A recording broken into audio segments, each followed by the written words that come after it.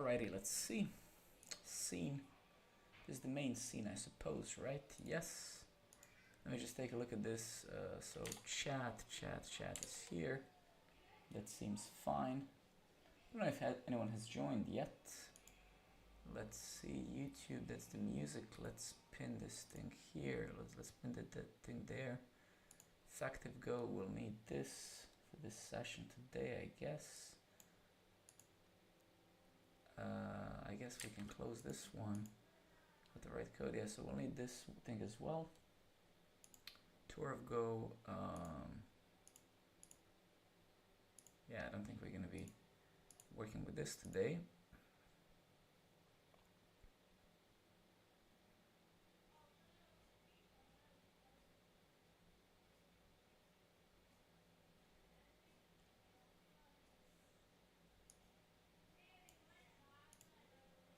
So we have generics as well. That's great. Congratulations. Let's see. Go routines. All right.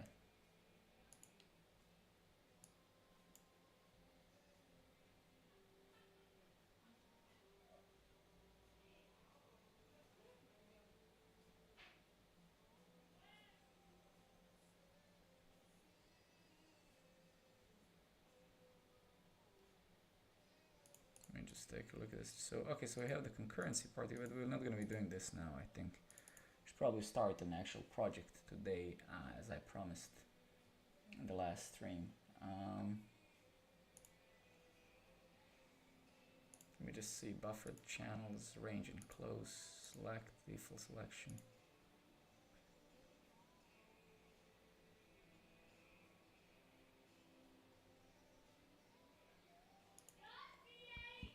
All right, let's see. Default selection exercise equivalent.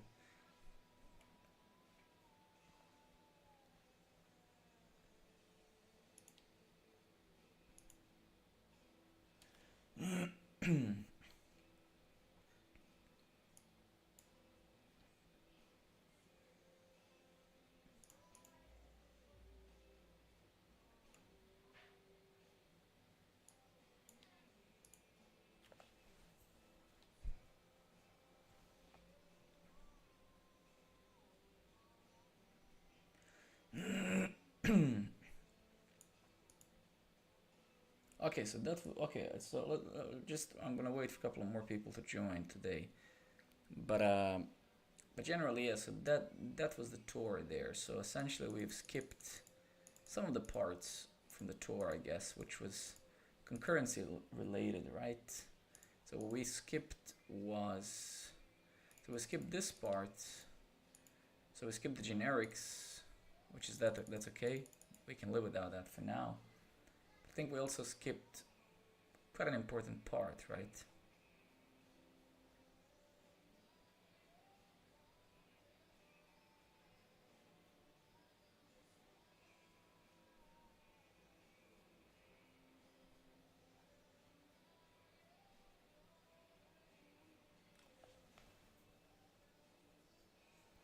Yeah, we're gonna start building something today. We're gonna build probably something something pretty generic, some API or something, right? We'll see.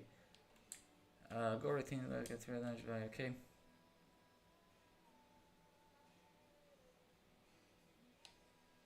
Let me just test some of this stuff before we get kind of before we start building something, right?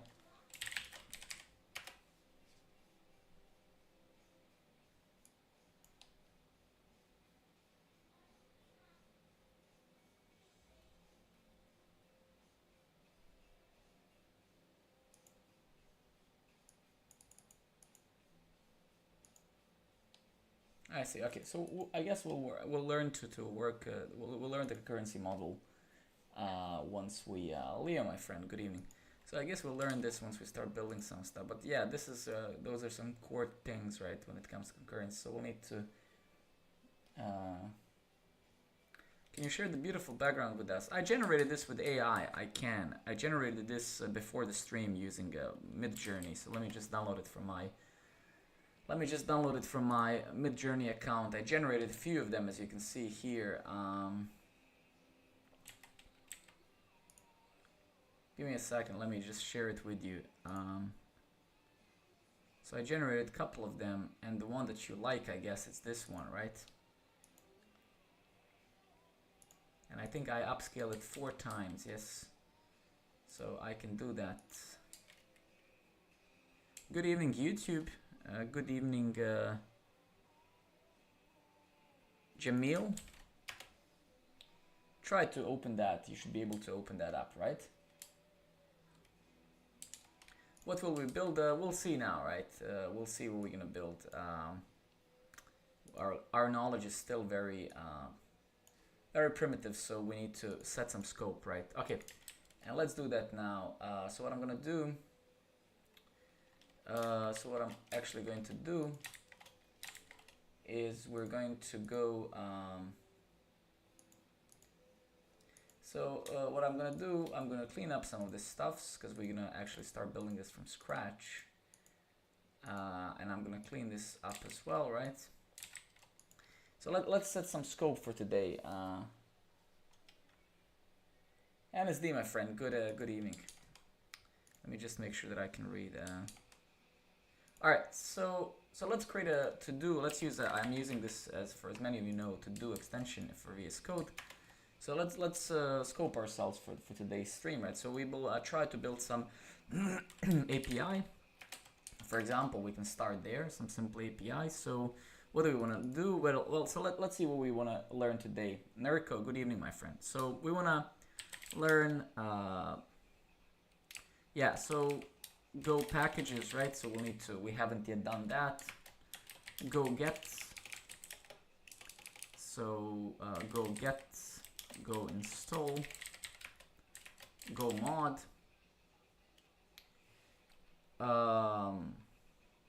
And then HTTP package, right? So we have to. So what we want to do is we want to build a simple API where we can install some packages. We're not going to install any HTTP package, but we need to set up a Go project properly, right? So today we're gonna do that. We will. So we have to kind of create a proper Go project. Right now we only have a main file, right, in our root directory. So we probably want to set up some. Imagine, let's put it this way, right? So let's make some parallels to what we already know. So let's do it like this. So let's say we want to initialize a Go module and some equivalent to package.json, right? We want to have some centralized metadata file in our project, right? Where we will list our dependencies, for example, and some other metadata about the project. And generally, I mean, most Go projects have one module. The project is a module that's composed of packages, right? So, and then we're gonna start here, right? And we need to learn today. So we're gonna try to build an API, but we also need to learn how to structure a Go project and stuff like that, right? And then we need to use, we're gonna use go get and go install, or go get if we decide to use some third-party dependencies. Hopefully not. Hopefully we don't have to install any dependency today, but we should try with that. So essentially, yeah. So how do we want to start? So let's just say here to do set up basic Go project, right? Then what else do we want to do? We want to structure the API in some idiomatic way. And then we want to set up base. So let's start today with this, right? I think this is a fair thing to try. So let's try to find this in their documentation. So do they have some examples?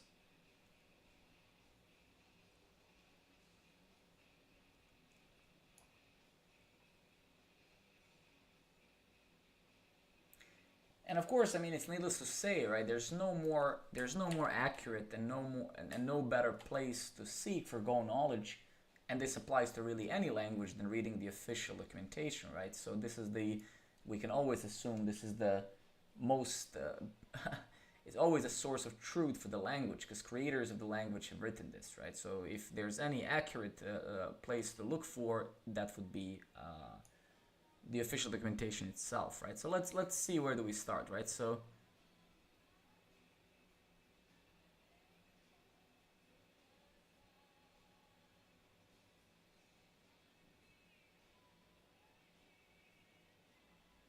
no, I don't want to be using Gin. I don't want to be using HTTP framework or anything like that. We're gonna use just we're just gonna be using HTTP client, right? So we're not gonna be using any frameworks or anything like that, right?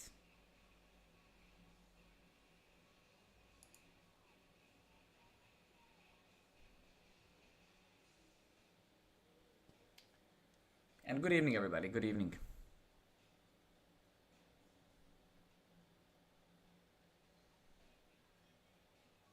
All right, so let's use ChatGPT to kind of guide us, right? So with some of these questions, right?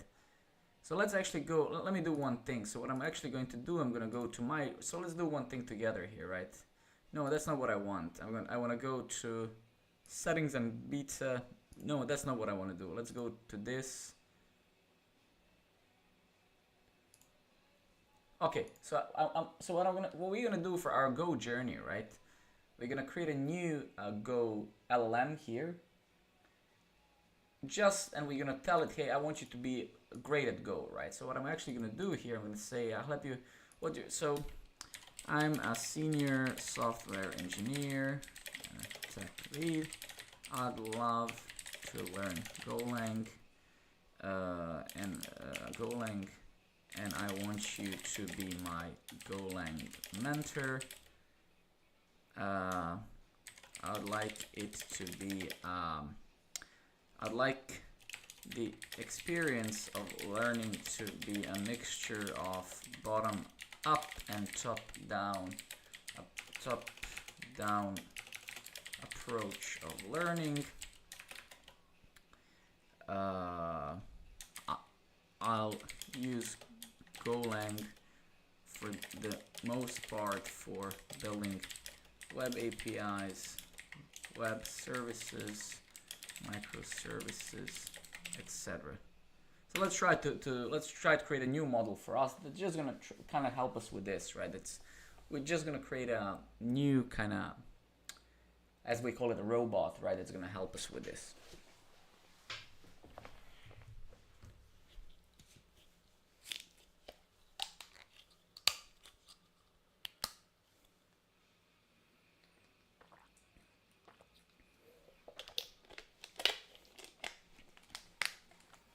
All right, cool. Let me just put this water here or somewhere.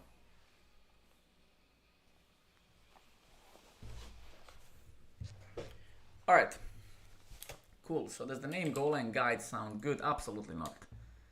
Let's call it Django. No, we already have Django van debug. Let's call it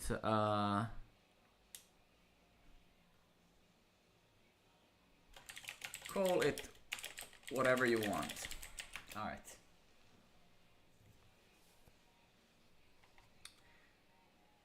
Generating profile picture.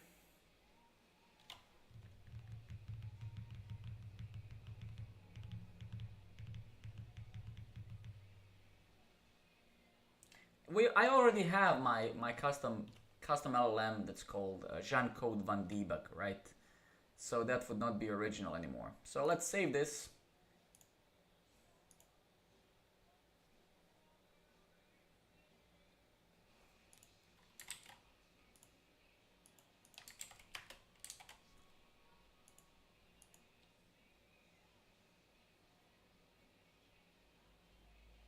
All right. How do I structure a Go project? More specifically, an API. What would be an idiomatic way? Chillax, good evening. How are you doing?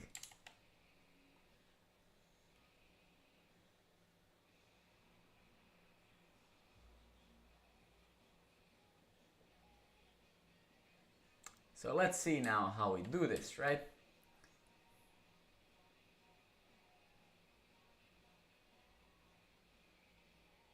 So we're gonna do this obviously. So the whole point of this series of stream is that we actually together learn this, right? So we can of course find some repository and copy paste the whole structure and we're done. But that's not the point, right? That's not what we want to do. We want to struggle a little bit, right? Because every real path has a little bit of discovery. That's the beauty of programming, right? That's what we want to do. Let me see. There's a question. What can you use Java for? You can use it for building any backends, just like any other language. I was trying to be faster than. Okay, fair enough. All right, so let's start with this, right? So we're gonna start obviously with structuring some stuff, right? So we have a command directory contains main applications for the project, each subdirectory here. So this is like SRC, right? Right, so contains the main application for each subdirectory here should align with the single executable. For an API, you might have seen the API directory containing the main Go file that serves that internal directory houses your private application library code. This is code you don't want others importing other application libraries. Package optional contains library code that's okay to use by external applications. Package design separation of concern. Structure your code into packages, of course, that represent clear, distinct areas of functionality. This might include database, server, middleware. Avoid generic package names. Generic utils or helpers can lead to unrecognized code. Aim for descriptive package names. Handling dependencies, you go modules, go mods for dependency management. So we're going to do this when we actually start installing some dependencies. Consider using packages like Viper for managing configurations, which can be loaded from files. Exactly. So we're going to use Viper most likely for ENVs, environmental variables, right? API design, define your routes using handlers, utilize NetHTTP standard library, or you can use frameworks like Gin. No, we're not going to use any third-party libraries now, at least for now. Cool. All right, so let's start simple, right? So this is great, but before we jump that far, right? So let's go to let's close that. Let's try to kind of follow certain steps, right, of things. So if we go to documentation, I'm interested into finding packages. Wait, Go standard library. Yeah, here. Okay, great. And I'm interested into HTTP, right?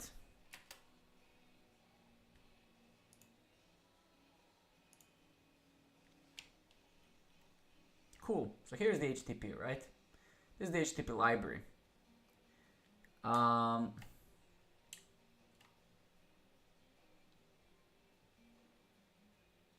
So let's start super simple. Super simple, right? So let's just start familiarizing ourselves with some stuff. So let's just still work with the main Go, right? Let's zoom in. So what we're gonna do, we're gonna say http.get, right? And we're gonna do, let's hit the programmer network API, api.https API programmer.network, right? And here we're gonna say, I guess it's almost like we have the response and error. Actually, sorry. So what do we have here? Yeah, we have response and error. And we're gonna say, yeah, exactly, then panic or whatever. Otherwise, we wanna call the defer. I don't think we actually spoke about defer yet. And then we wanna print the status, for example, for now, right? So let's try this. 404 not found. So that's good, right? That's great. Let's actually use JSON placeholder. Let's use some fake API. So let's try to call some external thing, right? So let's call, let's say, posts. Let's get 100 posts, right? So we're gonna call a different endpoint, and we're gonna we got 200. Okay, right? Let's see what else we have on the response. We have the body, I guess. Okay. So we would have to obviously parse this response now somehow, right? So we would have to, so let's start like in a very simple way. So we can see that Go has an HTTP library, has a, you know, all the CRUD, we can do all the CRUD operations very easily. And we will of course want to build our own HTTP server as well, right? So let's inspect this a little bit, and then we'll see, you know, then we're gonna go back and forth and maybe then introduce the structure and all of that stuff, right? Let me just, yeah. Byte Lordy, good evening, buddy. All right, cool. So, all right, cool. So how do we actually build an HTTP server, right? So if we go here, servers, here it is, right? Listen and serve starts an HTTP server with a given address and handler. The handler is usually nil, which means to use default server mux handle and handle func add handlers to the default. Okay, so let's see what we have. HTTP handle foo handler, and then we start a server. So let's take a look at this. I think that could be interesting. So we'll really just we're using main for now, just so we don't complicate things too much, right? And then this handler, what does the handler expects? A handler, and what is a handler? It has a response writer and a request. So it's a little bit weird that we have the response and request in this shape, right? So basically here we can create our own function. We can say so we should probably also disable maybe disable maybe we should disable, what is it called, Copilot. What do you guys think? I have a feeling that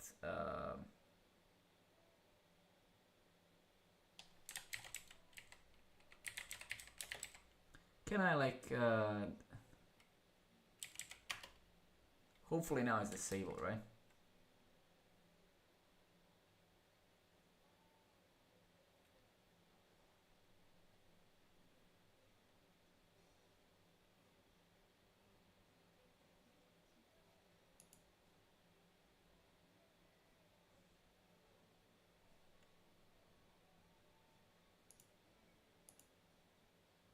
Cannot use foo handler variable of type func blah blah blah as HTTP handler value in argument to HTTP handle func response writer HTTP request.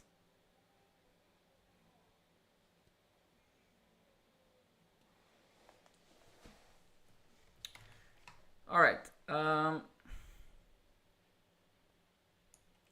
So let's just move this away. Let's just move this out actually.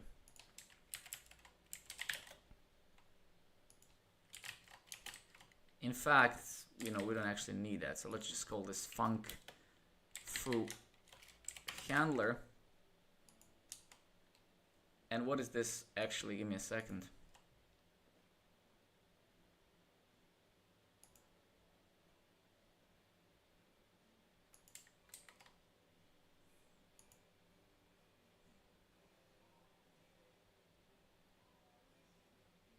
Missing method serve HTTP. So there's, well, it doesn't like something, right? Blue Invest, thank you so much, buddy, for the sub. Thanks a lot, man. I'm happy that you're still around. So what are we doing wrong? So this looks good to me, at least based on when I look at the HTTP handle thing. So it takes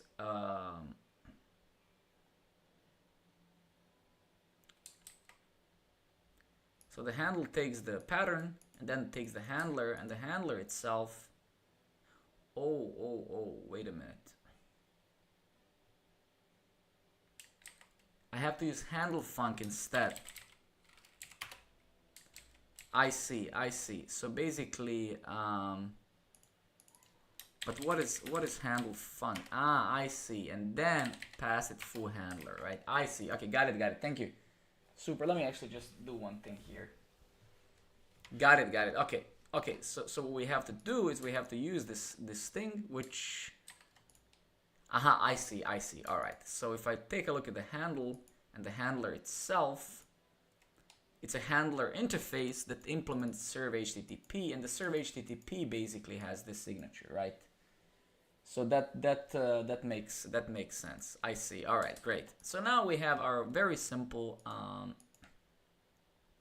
We have our first, and actually I can see it here as well, right? So it's just yeah. So basically what we can do, I wasn't actually paying attention, right? Because you can actually do this as well and then pass the anonymous function, like just as you would in nodejs, right? So, but anyway, let's do this quickly, and let's actually go in here and do this, right?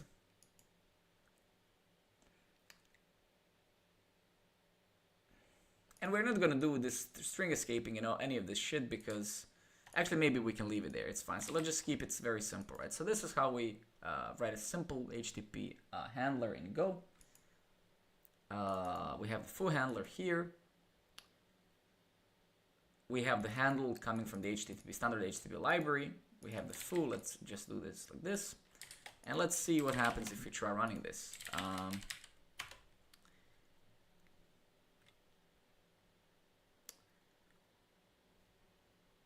I guess it's running.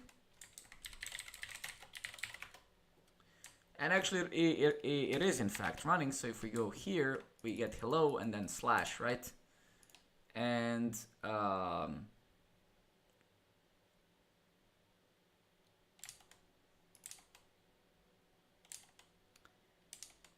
so yeah, so basically we can see that we are getting some string back, right? So that's fine. So this already kind of works. Now, what if we had a struct, right? What if I had just something here? Let's just try to use some concepts we learned the past two streams. So let's say type, I don't know, player struct, and we say, you know, let's just capitalize, let's say name string. And what if I, inside of this handler, whenever a request comes in, I say, let's say player is player, and then name is gonna be John Doe. Now, what if I wanted to return the JSON, right? This is, let's now start with very realistic things, right? That we're gonna have, right? You're really gonna print something like this, right? So how do we actually, how can I get the JSON back, right? So if we take a look at this handle func thing,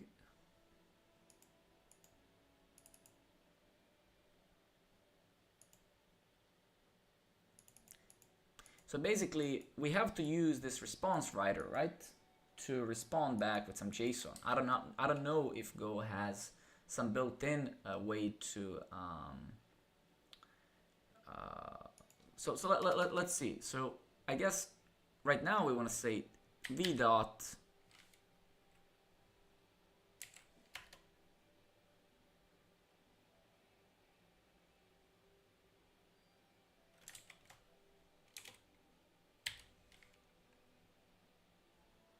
so this is how we can set some headers. So for example, here we can say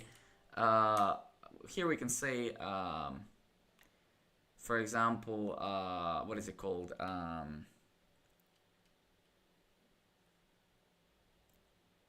Man, what the hell? Give me a second. No, I don't want to be setting any cookies. No, not the cookie, something else. So here we want to say, for instance, yeah, we want to say, let's say, content type, I guess, application JSON, right?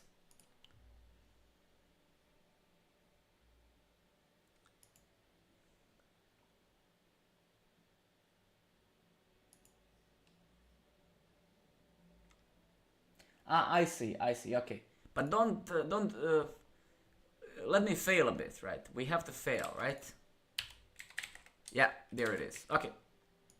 So what is the header? So the header. So what is the header? So the header is the first automatic responses such as date. So we have a type response writer, which is an interface. So we have an interface that implements the header. Okay, the header is a map. Okay. And I suppose that this map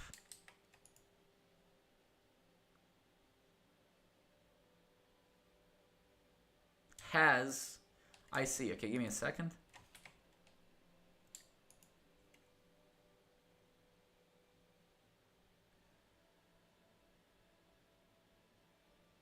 And then here we're adding, okay, so here is the add, so here's the set. So this is what we just did.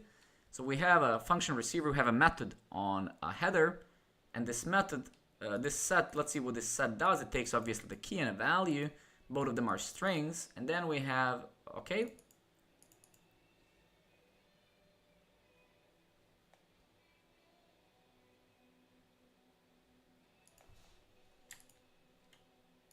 Okay, so this is quite great in Go, right? I really love the verbosity of this thing. It's so easy to go all the way and kind of check. Okay, so let's imagine we want to set this. Now let's say v.write, and I suppose it's, so what is write doing? So okay, it takes the byte array. What? Jesus Christ, man.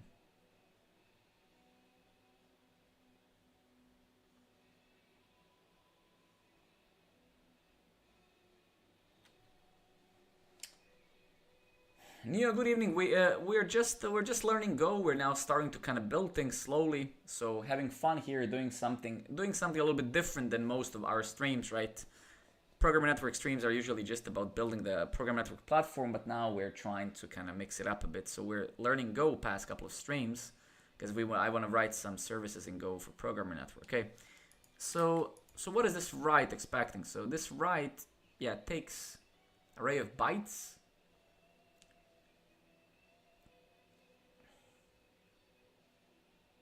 So obviously I can't give it a player because that's okay. I see. I see. All right. Cool. All right.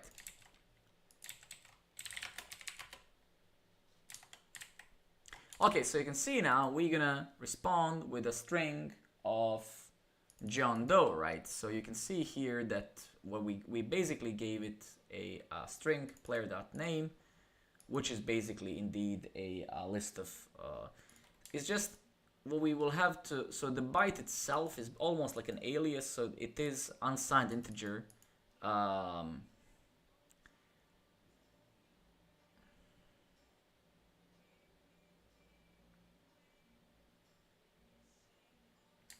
right. But now the question though is, what if I wanted to respond with JSON here, right? So what if I wanted to respond with JSON, right? Chica, my friend, good evening.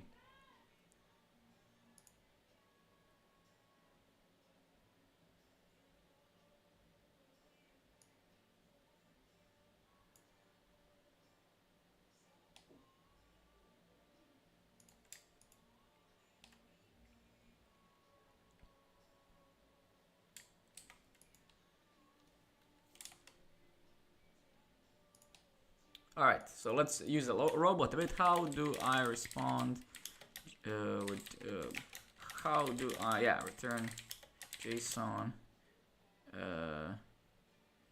inside a Go handler when using standard HTTP library? No, don't tell me. That's not the point. We're here trying to struggle, right? So let's see, right? The point is I don't want to use any packages. I don't want to install any packages. We're now in a learning phase, so I don't want to be using any abstractions.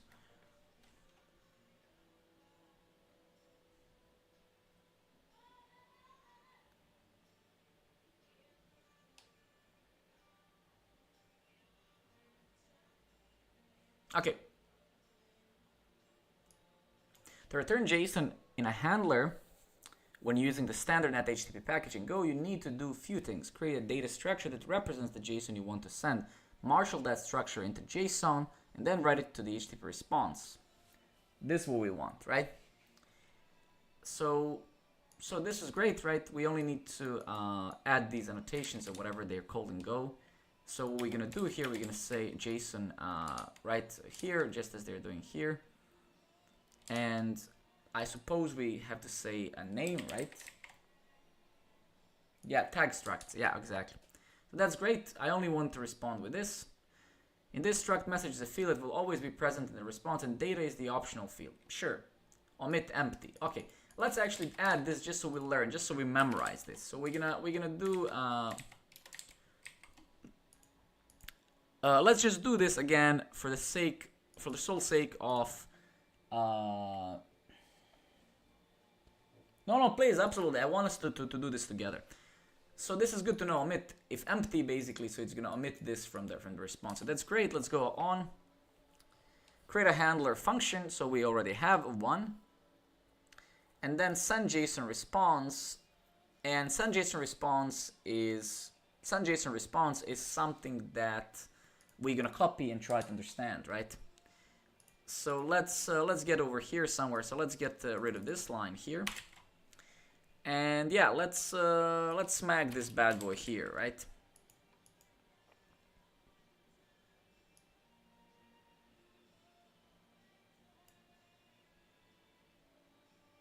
Yeah, this is a little bit weird. What the fuck is this? Undeclared name response.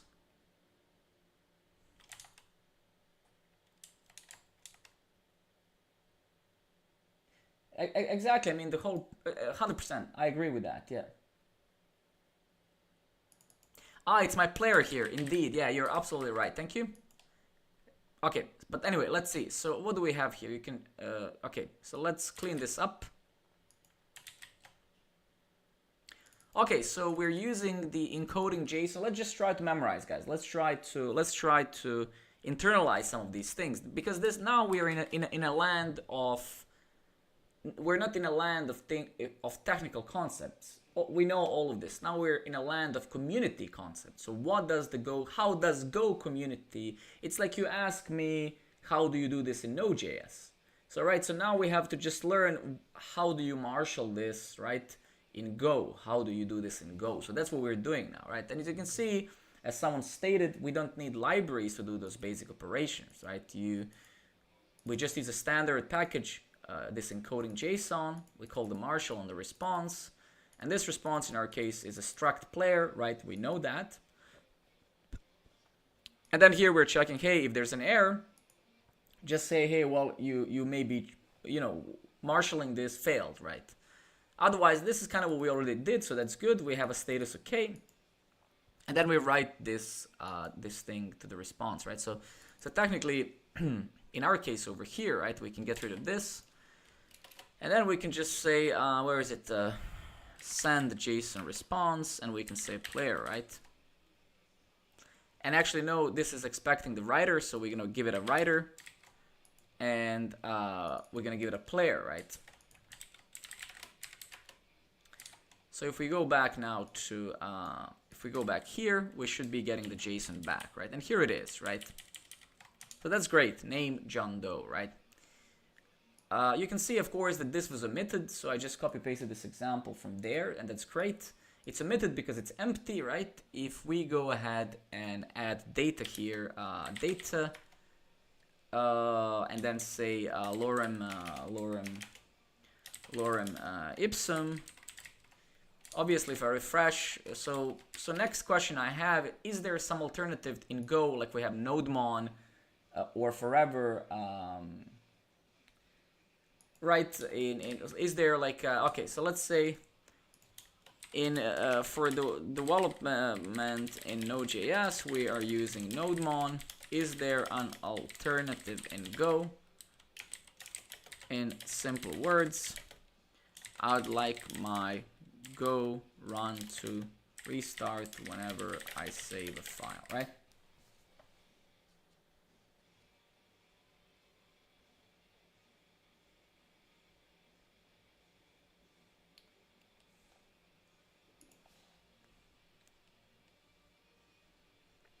And let me actually do one thing very quickly here. So what I'm gonna do, just so I can read your chat, fellas. Where is this pop-out chat? I think there was a, or maybe I can just pull the what the fuck? Can I like have this as a different window or some shit? Okay, never mind. Can I zoom in into this? Yeah, I can zoom into that. That's great. Okay, give me 2 seconds.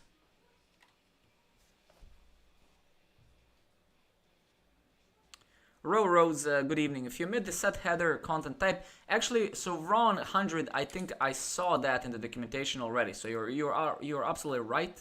I saw that already in the documentation when I was actually reading about the right.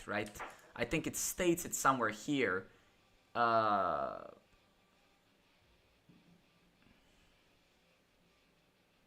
So you can see, yeah, this is where it explains it, so you're absolutely right. It says, if the header does not contain a content type line, right adds a content type set to the result of the passing the initial 5 bytes of written data to the right. So this is basically right.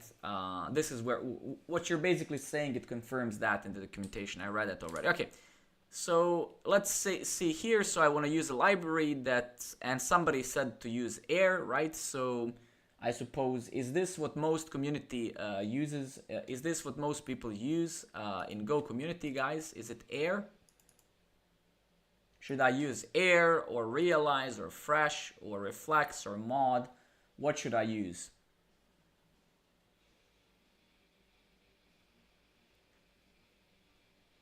Any goofers here? Nurko says he would hope everybody uses air.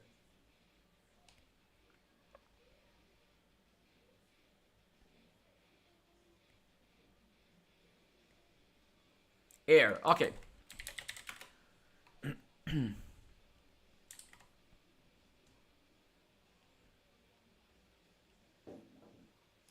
So this library is for, this is like equivalent of nodemon or forever in nodejs Leo. So whenever, you can see now, whenever I make a change and save, I need to restart my go run main thing, right? I need to run this process again, right? This binary, this program. So right.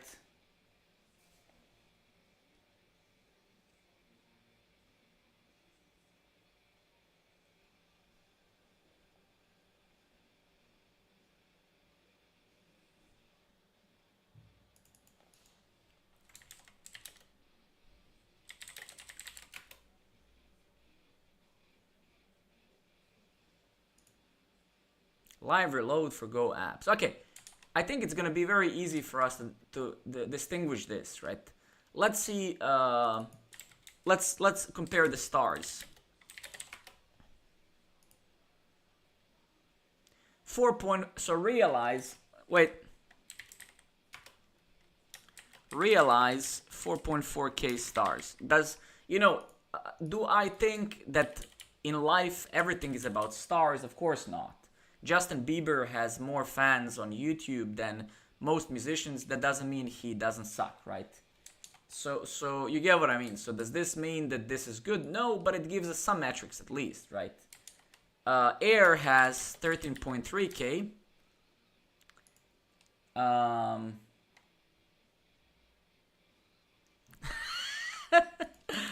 GitHub Fresh Go. So let's. I'm not good at Go yet, so I have to use the process of elimination here to figure this out. So I'm gonna assume that in this context, unlike Justin Bieber and idiots like that, you know, popularity of this has correlation to its quality, right? So let's see, 2.6. Okay, so clearly Air is the clear winner by large margins, right?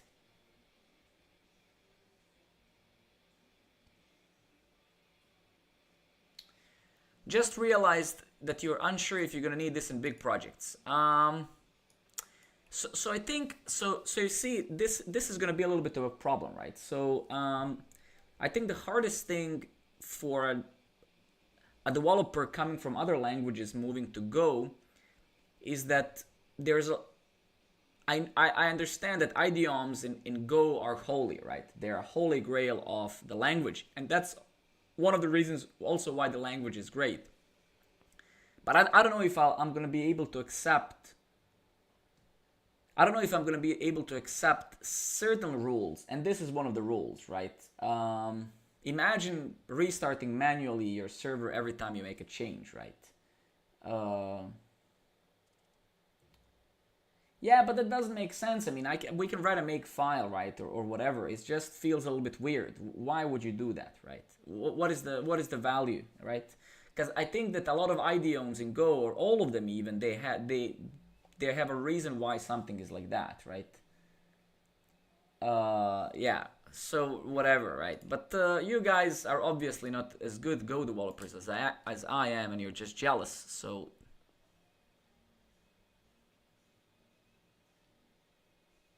no, we're not gonna be using any framework, right? We're not gonna be using any framework. The only thing I want to do now, right, is just not need to kill this process every fucking time, right? It just annoys me, right?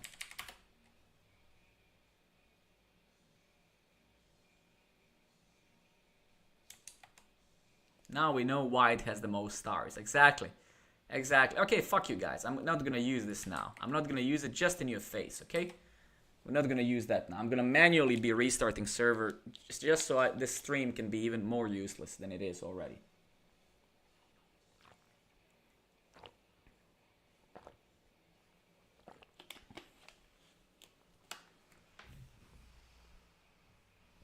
Use it. Okay. Alright, I'll use it.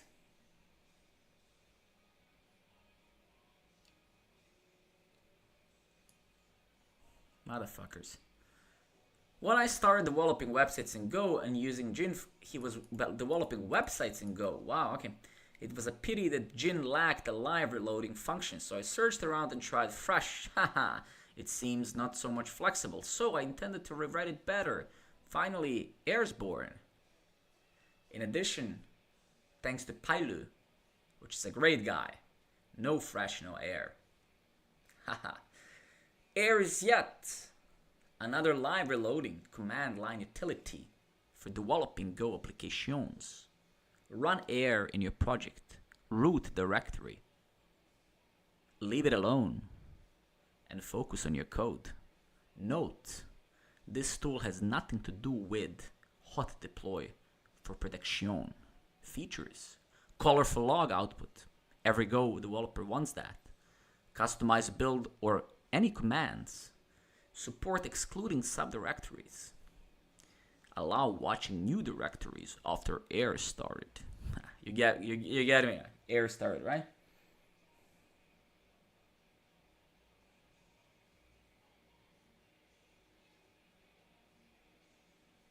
All right. Let's not use this. After he mentioned colorful logs in the terminal, I lost interest. Okay, fuck it. So let's struggle. Let's suffer. Let's suffer together. Alright, I'm just gonna be stopping the service manually, motherfuckers. Yeah, I'm not gonna use it. Fuck you guys. Okay, send JSON response. Okay. Alright, so let's revisit this, right? I think this is useful, most likely. So, I mean, believe it or not, we built our simple API already, right? Thank you very much, Leo. I will certainly do that.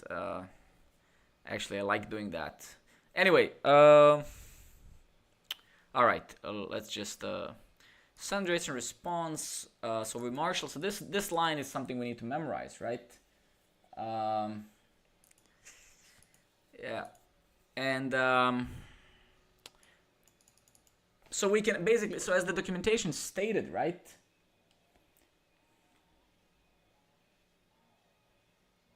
So as some of you mentioned, right, we don't really need to set the content type. I guess Go is gonna try to decipher the content type based on the few bytes or whatever of the response that we return. So I suppose if we do this, right, let's just learn that together. Let's manually kill this process and start it again, fuckers. And then if I refresh this, right, we can assume that Go has actually, in fact, has set the content type. Actually, it didn't. So the content type is now wrong, right? So the content type is text plain, right? So that's not cool, right? If we manually run this again, stupid goofer, exactly.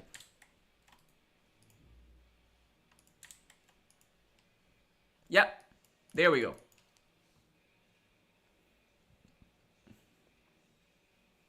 What a shitty language. Guys, let's just forget all of those past 3 streams. Let's stop learning Go. Oh my god. I'm just kidding. I mean, am I? Am I? I am.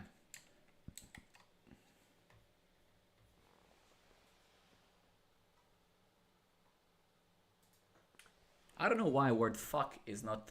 You know what? You know what's the biggest irony of Twitch, man? I don't get this, man. Like, I sometimes genuinely feel that we live in a parallel universe. You can literally watch porn on Twitch today, and you can't say fuck.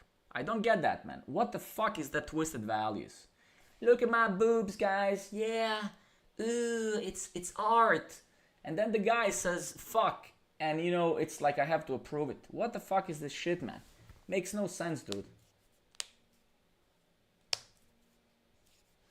Yeah, look at this. Look at me painting over my tits.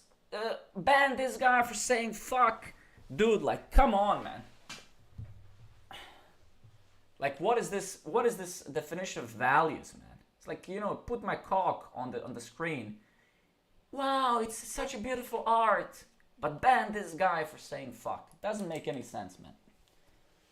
Makes no sense at all. Alright, anyway. That's how it is. So, one thing that I want to do, right? I actually just realized. One thing that I want to do is I want to set up a debugger for Go. So I want to run this process in a debugger because that's how I run my node processes. And that's how I build any language, right? I use a built-in debugger. And actually, I was trying to set this up already, and I don't know why the configuration doesn't work. Let's try to run it again, because I'm getting that, wait, what is complaining? It's saying, hey, blah, blah, blah, VS Code, go mod file not found in current directory. Okay, so why does it need go mod file? Let's try to make one. So, go mod, how do I initialize go mod? Go mod init, maybe. Is it like this? No?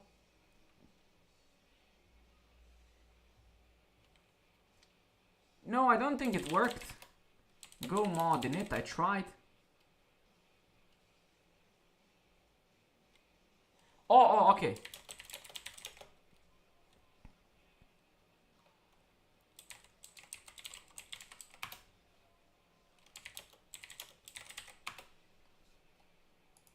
Alright, so we created a mode called tits and art. Go 1.18. Why did it use this version? I don't actually know. Oh, why am I using this version, man? Didn't I like... Give me a second. Wasn't there like a newer version of Go? Yeah, 121.5. Why am I using this shit, man? Yeah, man, what the fuck? Dude, I'm such a goofer. I'm such a pro. It's unreal, man. Like, oh my god, wow, what a pro. How the fuck do I install this now, man? Shit. Install Go.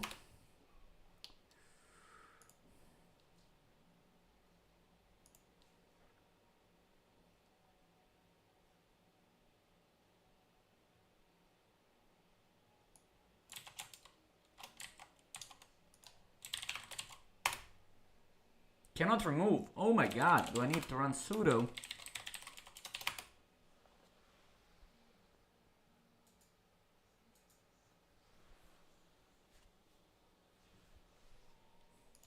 Did I remove it? Let's see.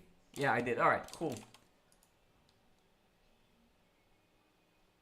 Did I download the new shit? Ah, I see. So we need to download this one, right? Okay.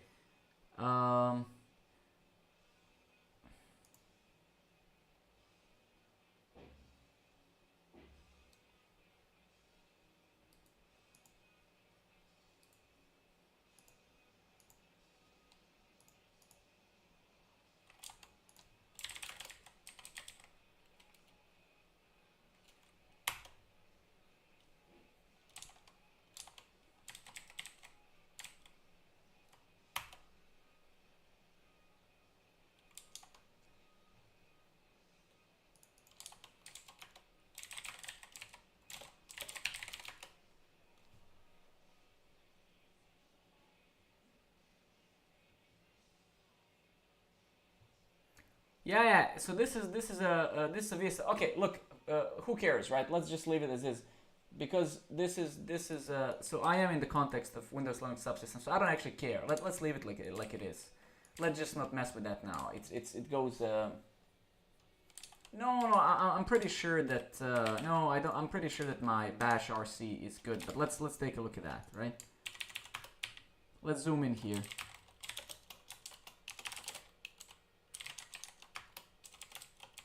So let's see. Let's go down, right? So what do I have? I have my aliases, right?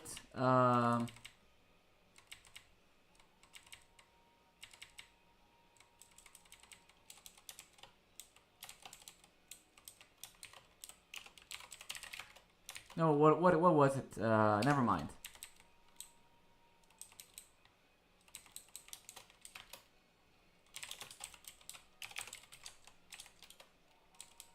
What do I have here? So we have NVM, so that's okay.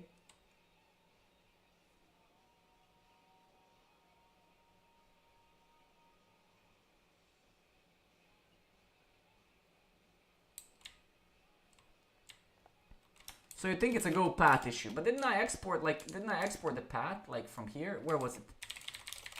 Wait. Didn't I do that already, right?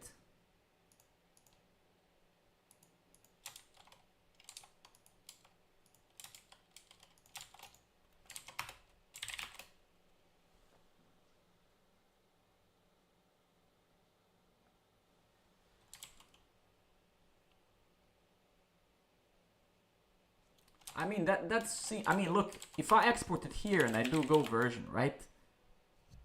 It should be pointing to the right thing, right? I mean isn't that the case, right? Wait, where is the chat, right? Let me grab this. T, good evening.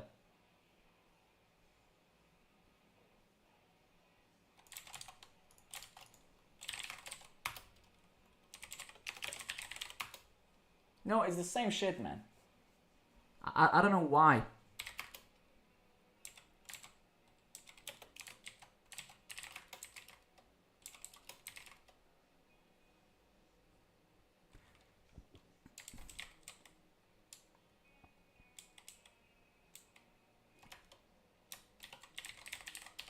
So we already did this, right?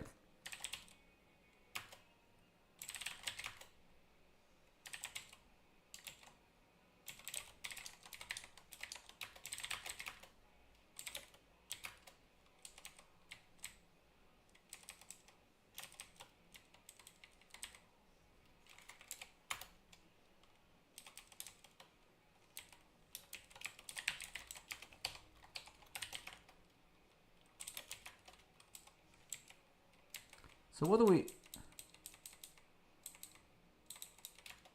Yeah, so this is the version, right?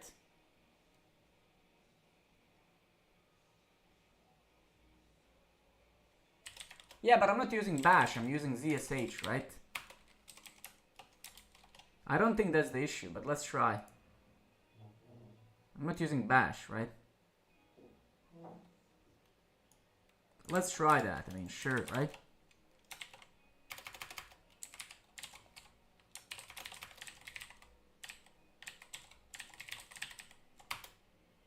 No such... What the fuck?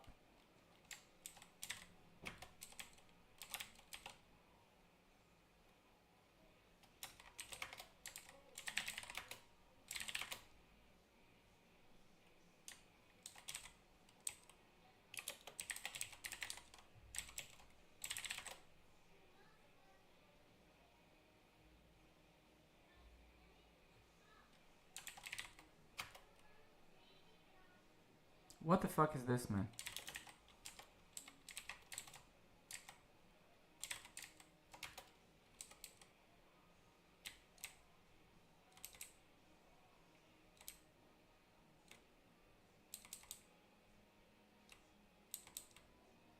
Oh, it's this. What the fuck? Wait a minute.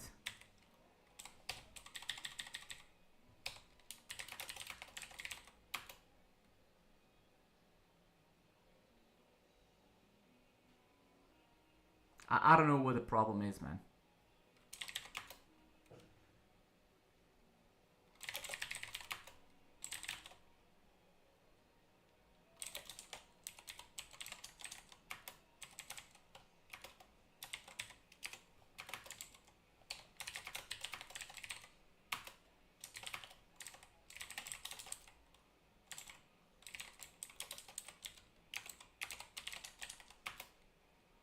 Sauce. Did I write sauce? No, okay, I wrote source.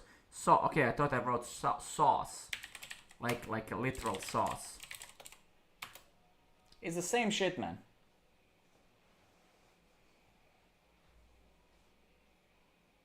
It has two export statements. Are you kidding me?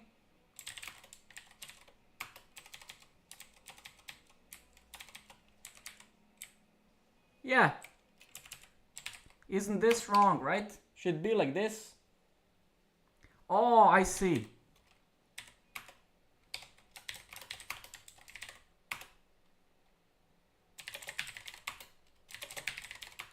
Jesus Christ, man.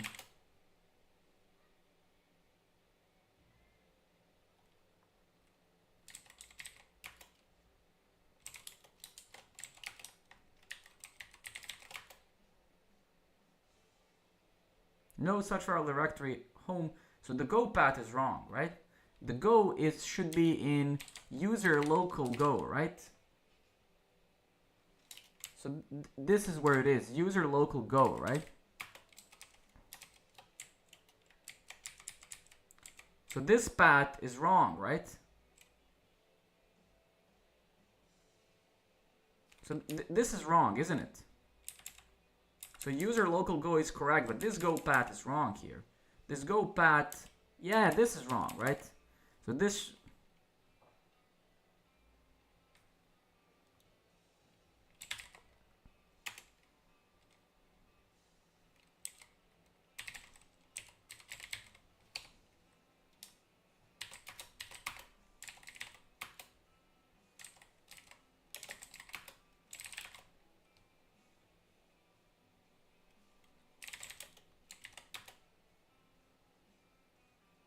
User bin go. Shit.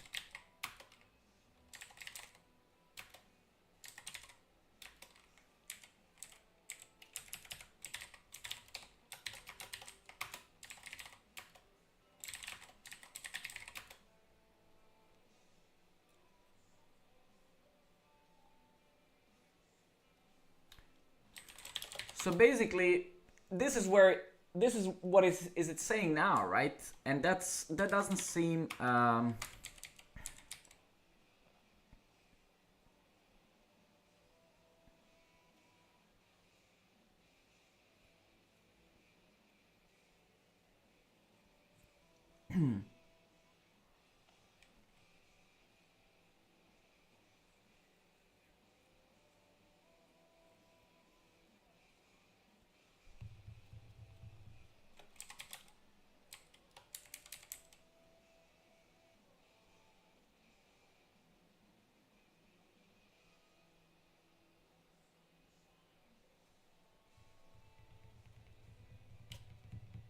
let's first remove go.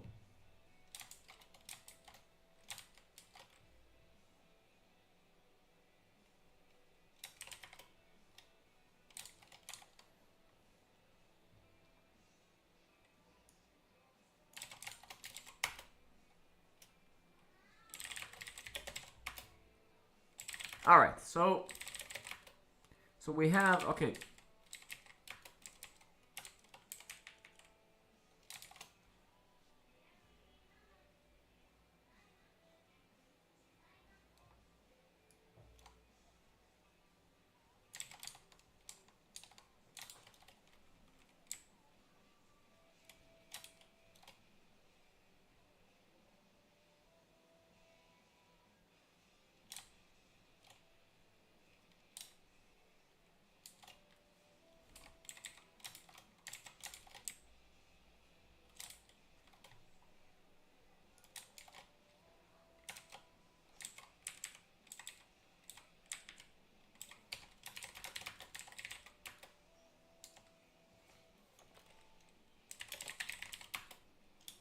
I don't fucking get it, man. I don't fucking get it.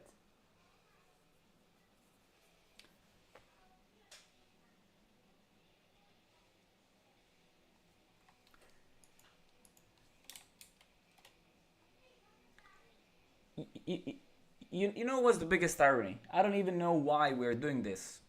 I mean, I can do this off stream, right? I don't think that we're blocked by this at all. I don't think that this matters wasting time on the stream for, right? Who the fuck cares, man? Like, unless we stumble upon something that doesn't work due to the missing feature, right? It doesn't matter, Leo, how you have it. That's irrelevant. Like server horse said, has nothing to do with the path, right? So I cannot just copy your stuff and it's gonna work on my computer because that's how you have it, right? Your system is right. Your system is configured differently, right? So fuck it, right? Because this is Windows Linux subsystem. This is a brand new laptop, right? Okay, let's just make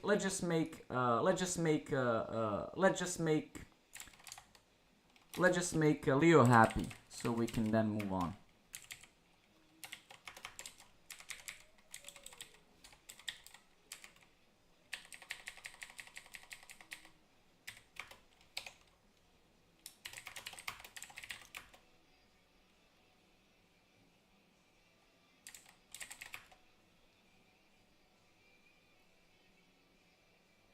Yeah, this is Windows Linux subsystem. Yes, exactly.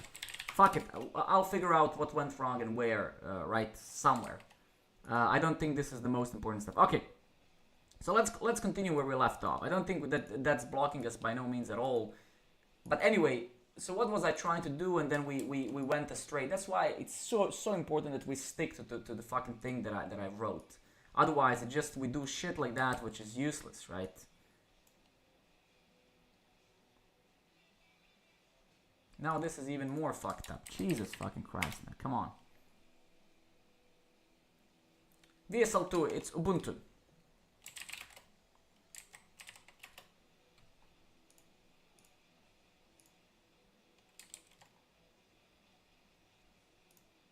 Jesus Christ, man. So fucking annoying, man. Alright. 23,000 problems. Looking good? Looking good? 23,000 problems. Beautiful. Definitely looks correct. Definitely looks great. I like it. No, I'm just kidding. Okay. Sheet. Okay, so let's see now. Limao.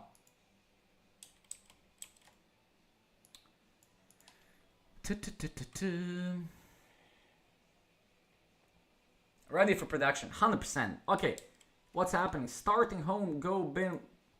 Oh, did it actually start it? Or did it not? It didn't. Debug console, no. Let's try that again. So what the fuck is happening? Failed to launch, Go is too old for this version. Man, even VS Code is telling me, you know, even VS Code is telling me like, the Go version, bro, is too old. All right, let's actually ask someone who is actually competent here, unlike you guys. I don't want to put myself in that bracket, okay?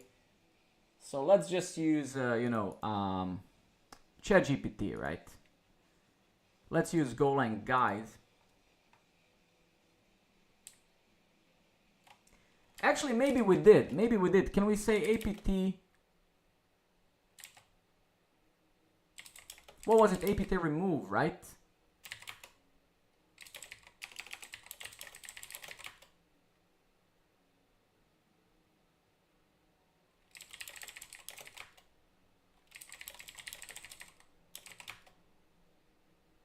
Go removed. What? Motherfucker, man. Are you kidding me, bro?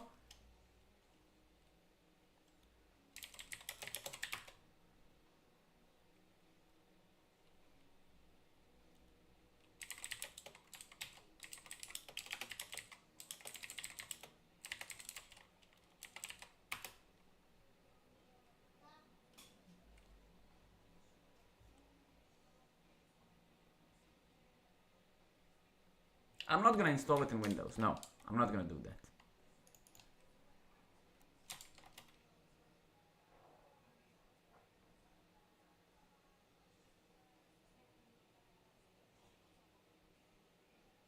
We have already exported that. I mean, like, we have done that, or we have tried that already like 15 times, right?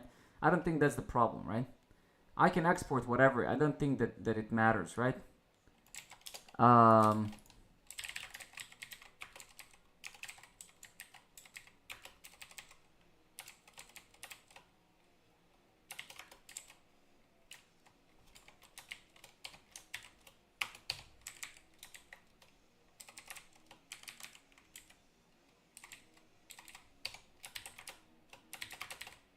Fuck you, man. Did I press? Yeah.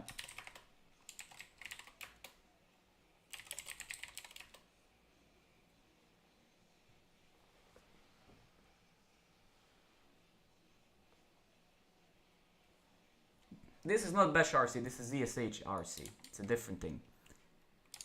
Alright, well, great. We can't remove Go. It's so hard. It's too hard. What was it?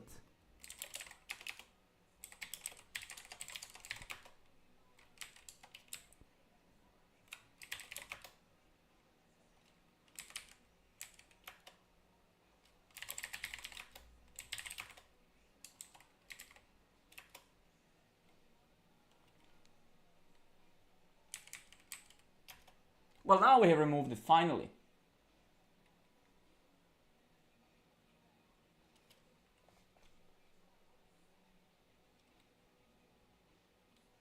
Yeah, we can do that, yeah.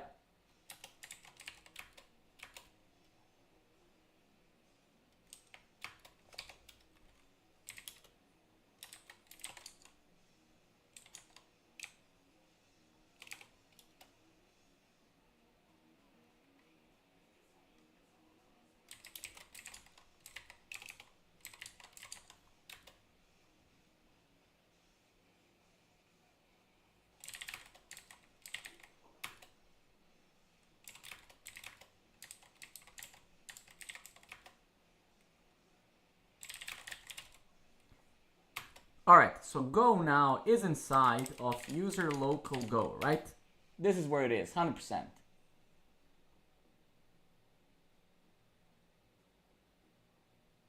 this is where it is now, right?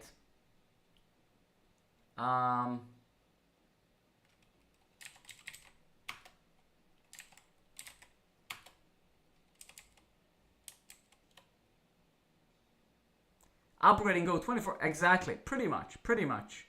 User local Go, so it was that user, yeah. There we go. Oh my god, so easy. So fucking easy. How easy can this be? Oh my god, man, this is so easy, man. So fucking easy, man. Let's remove it again and do it from scratch. Because it's so easy. Jesus Christ.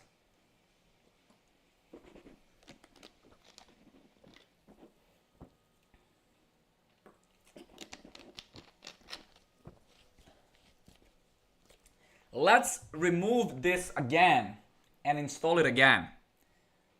Because it's so easy to do. Oh my fucking lord, man. So hard. So hard. Am I stupid as well? Yes. But it's that. Why the oh my god. Alright. Shut the fuck up, okay, guys? Fucking bastards. Alright. So simple. So simple. Unbelievable. You see, people started following me because this was so easy. This guy just subscribed. Actually, he followed me. Thank you very much for the follow, man. And I know that you did it because it's so easy. Super simple, man. Super simple. Unbelievable. Next step, using PowerShell as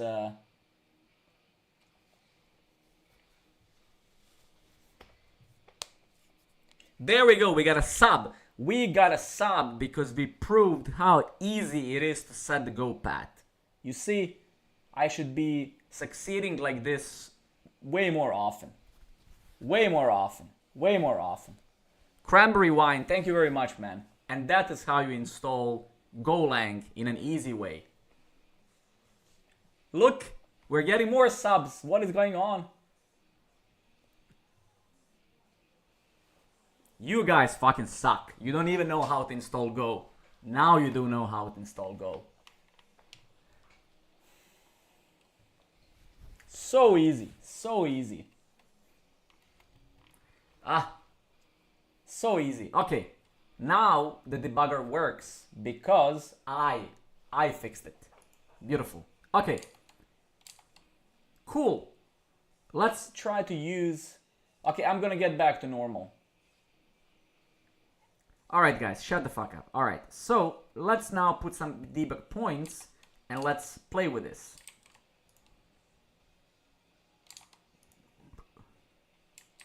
Wait. Alright, here we have it. So...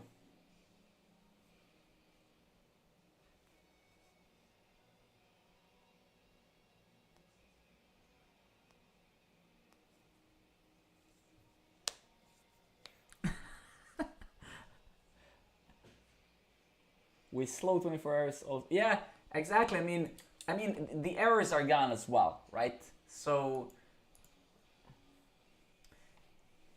server horror. I don't think that I'm teaching anyone here, man. I think we are learning this together, right? So I don't think that anyone has taken this seriously. I hope not, right? And I don't think that there's such thing as Go path has been deprecated. You don't deprecate a path. The fact that Go is being set up in a different way doesn't mean that the path is deprecated, right? And obviously we saw that now in my example, which was as it was, right?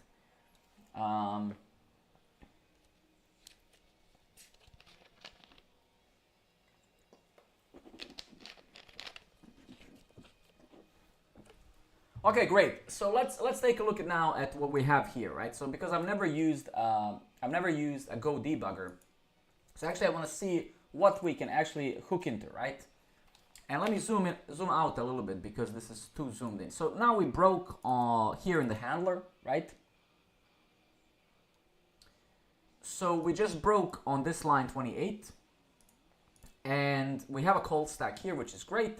Actually, I'm very interested now to inspect the call stack, right? So, for example, the biggest problem in compiled languages, in transpiled languages like JavaScript is that you have to black box things, right? Because the call stack is just polluted by so many underlying framework abstractions and stuff, right? So let's take a look here how we got to the point of this handler, right? Because I'm genuinely interested into this. So we had something... Okay, so let's start from the bottom of the stack, right? So there's some runtime stuff here. Well,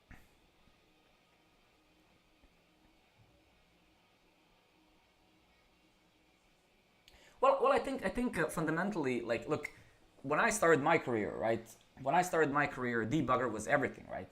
There's quite an interesting history of the debugger, which is very surprising to me. For example, today I see very few people using a debugger. For example, 15 years ago, 16 years ago, 20 years ago, not to even go further before any of us have been actually writing code, people who wrote C, C++ and stuff, the debugger was like the most native thing. You would run your code, you would run your process, right? And I think that it's just a little bit strange that, especially in the web world, most people, and there's kind of the reason in the web world as well, because, for example, when you go to, let's say when you want to debug like web apps, like React apps, some front-end stuff, even the examples that Google Chrome team provides in their documentation are all on a very simple set of JavaScript. But once you start transpiling and all of this shit, right? Then it becomes very useless in a way, because you have all of these things coming from your abstractions, from your framework and stuff, blah blah blah, right? All right, cool. So anyways, so we have a call stack here, that's great.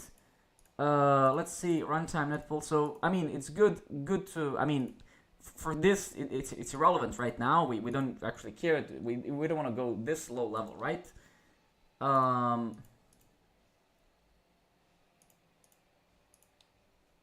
Okay, well that's what it is. Okay, so let's go back now to over here and let's see what we can watch on, right?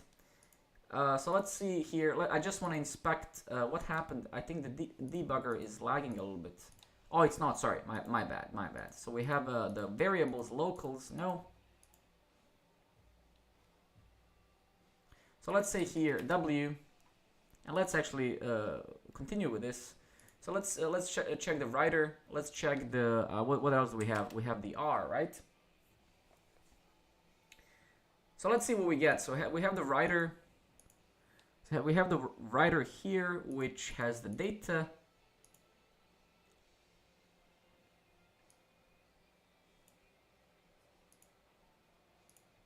I guess con is the connection.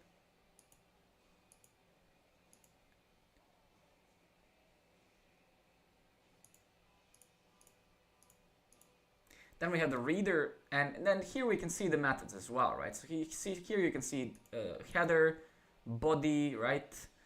Method get URL, blah, blah, blah. Let's see what else. Then it has response, then it has the context, right? Okay, so it doesn't matter. We can move from here, but it's good to, we'll be using this for sure when we actually learn this language properly, right? I still suck at it big time, right? Okay, so so far, right? So far, if we would put everything in a single file, we are already in a way capable of building some API, right? So let's go ahead and create a let's try to keep this simple, right? So let's say here books, and let's create another handler called. So let's actually call this one. So let's keep this one here. So I think we're gonna do something interesting now.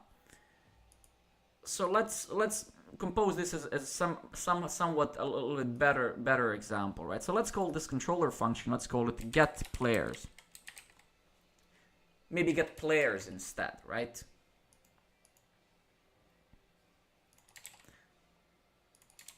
Let's just try to compose something, right? And then here we're gonna have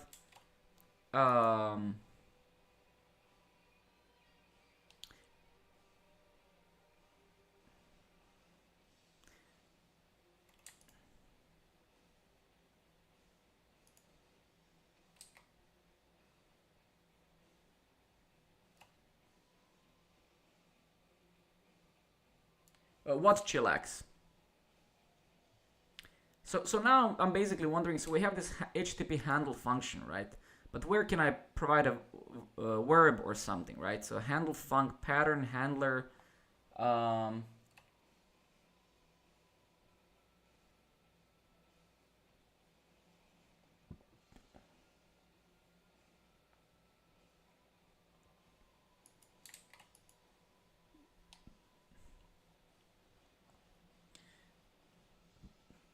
So what I want to do, chillax, I want us to build some simple API that can do kind of the whole CRUD operations in a single resource.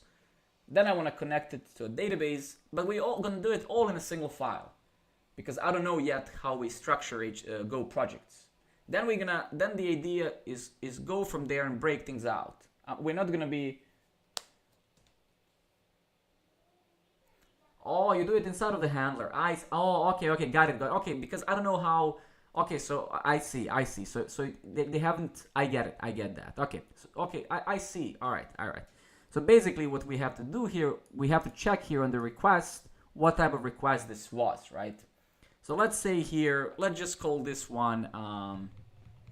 Let's call this one.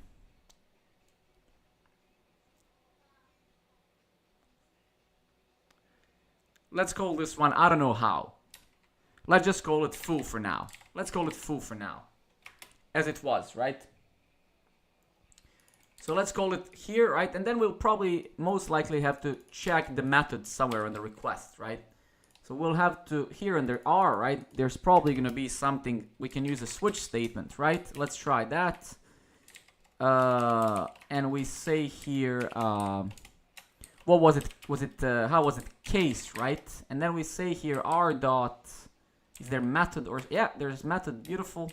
And is this, what is a method? Is this, is the string, beautiful.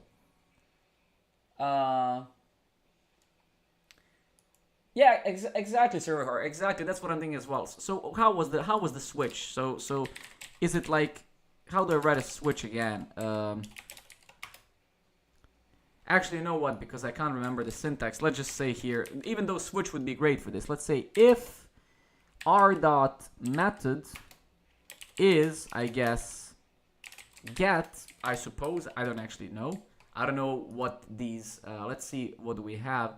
Yeah, get post, beautiful. Then we're gonna do something, right? Otherwise, blah blah blah. So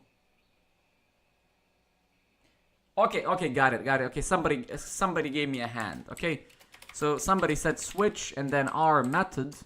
Oh, so nice. Thank you very much. So here we're gonna say get, and then let's just say fmt dot fm. What the fuck?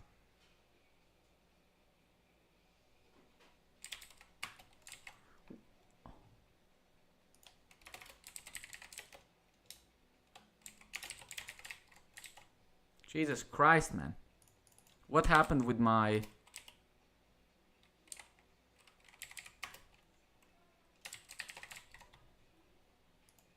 Is my debugger still running and it's complaining it is? Okay.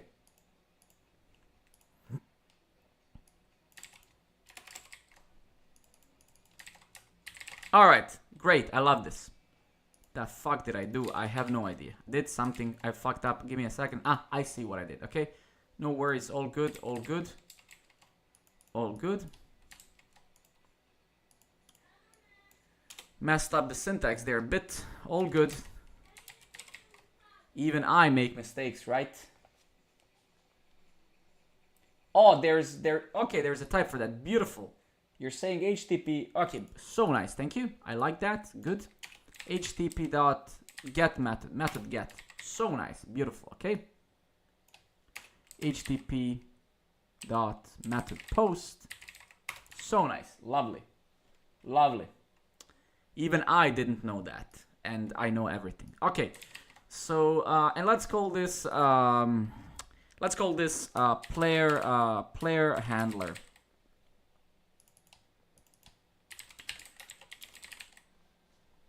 Actually, there was this one thing in my life that I didn't know when I was 4 years old, and it was really like, it did hurt my feelings a lot, because, you know, even I back then I was like, wow. So that's just how it is.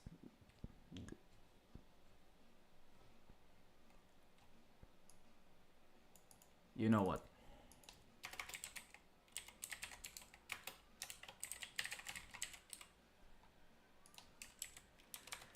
Shit, man, this, I zoomed out with some key binding. It was like minus 43 zoom. What the hell was that? How did I manage that? That was amazing. How did I manage to do that?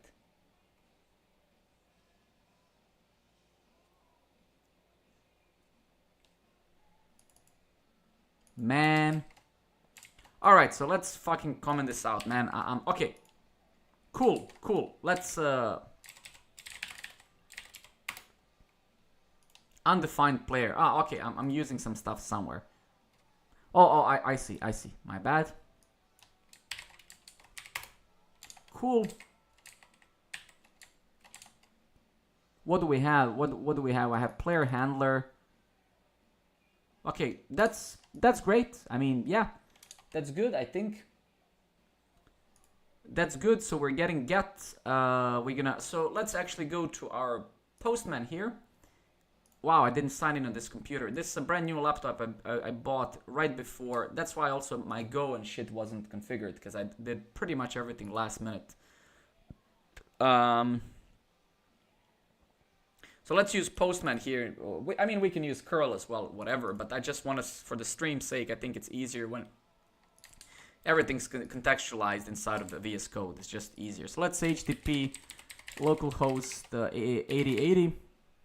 And let's just do a post. That's really all. No body, anything. I just want to see if... And here we have it, post. Beautiful. So we're kind of getting somewhere, right? For sure, we're getting somewhere. So, you know, 2 days ago, we didn't know anything. Now we're getting somewhere. So that's good. That's good.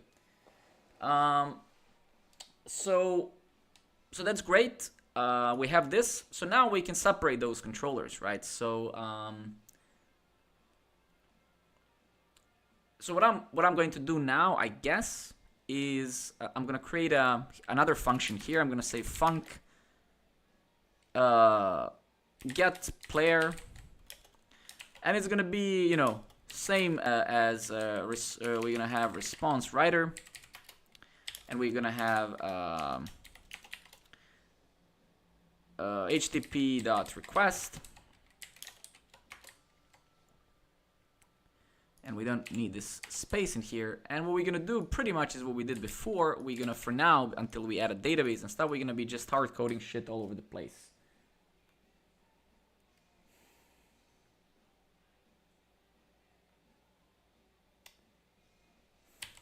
All right, cool. So let's manually do this because of you motherfuckers. Okay. So now if I go here, actually, what the hell is happening? Get, I'm not calling the function here. So now we're going to say here, well, you know, we actually don't need this thing in here.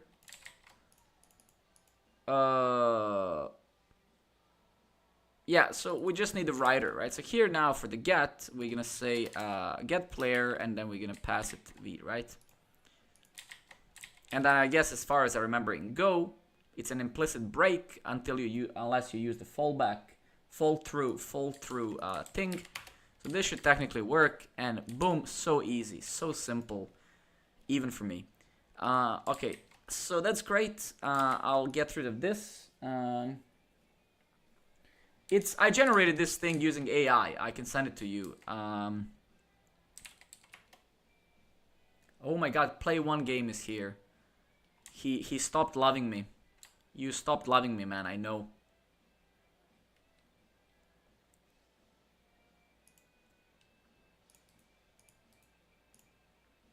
I generated this before the stream.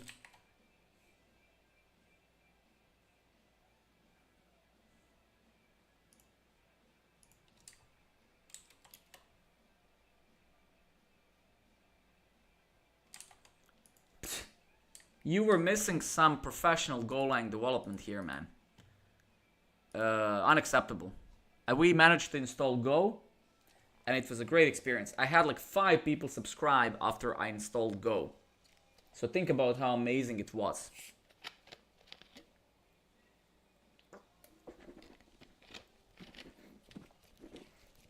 Actually, all of you people who are not subscribed at this point, you should be ashamed of yourself, okay? You should be ashamed of yourselves, okay? After reliving that experience of installing Go in such a way,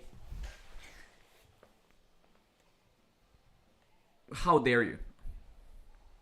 All right, cool. So this kind of works now, right?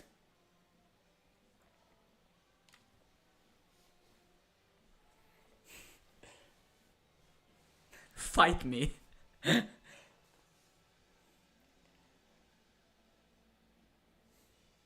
All right, cool. So shut up, people.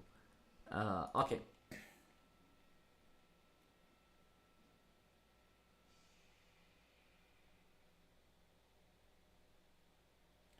Exactly, cranberry wine. I mean, right? Complete lack of gratefulness, right? Oh my God, Leo is not subscribed. What a shame. Oh, dude. I'm staring at you, Leo, right now.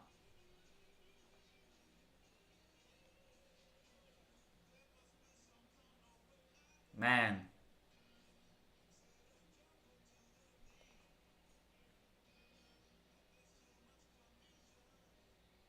All right. I think All right, great guys, good. So we have the get player now. Let's create another one now.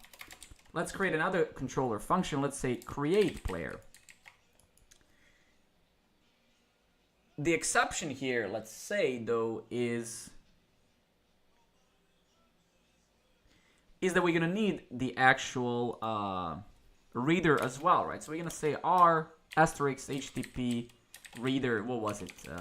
Read or no? What the hell was it? I don't remember. Request, of course. Yes.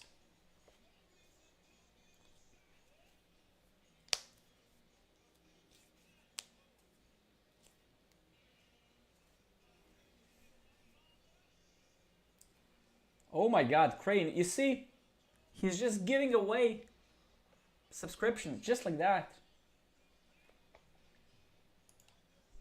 Thank you very much, buddy. That's very kind of you. All right, cool. So okay, so good. So now we have a create player. Let's empty this out. We're gonna call this fella over here, and we will have to give it a writer and a reader, right? So that's what this guy is gonna take now, right?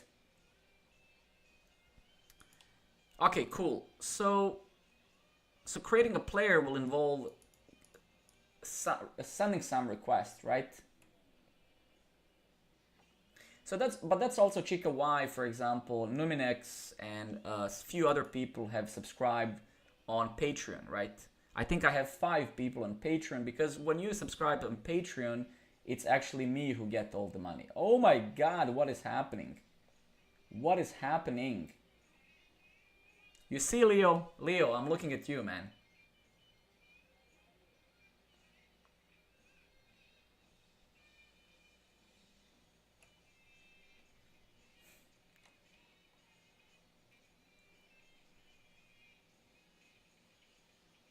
Poor Leo, poor Leo. All right, guys, shut the fuck up. Okay, so let's write some code. It was so what it is that we have to learn now, right? What we have to learn now is, okay, let's just do some stuff. So let's say here fmt dot print ln r. Let's go to our postman. So let's actually do this. Let's put a breakpoint here. Let's go to our postman. Let's do a post request. Are we actually debugging right now? Are we in a debug? No, we're not actually in a debugger session. What the fuck, man? Are you kidding me, bro? Okay, so actually,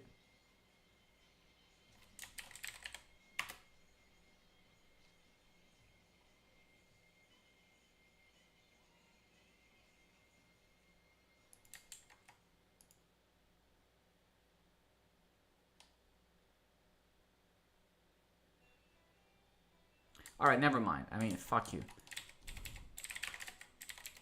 So let's run this thing.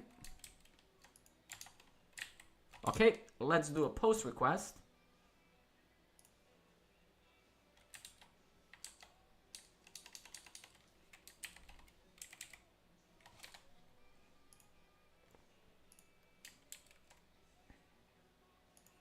So we're doing the post, right? And we're obviously printing something here. Let's go to main go. Let's close this. So let's see what we're getting. So we're printing this r. Let's say r.body. So let's print the r.body, and let's do this.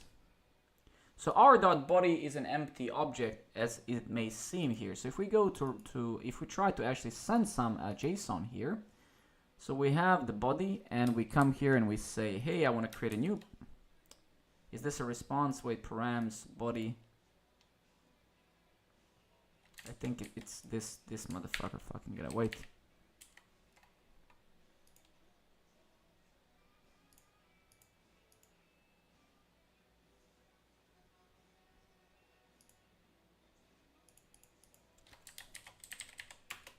think VS Code is playing with us a little bit here. I can tell you that much for sure.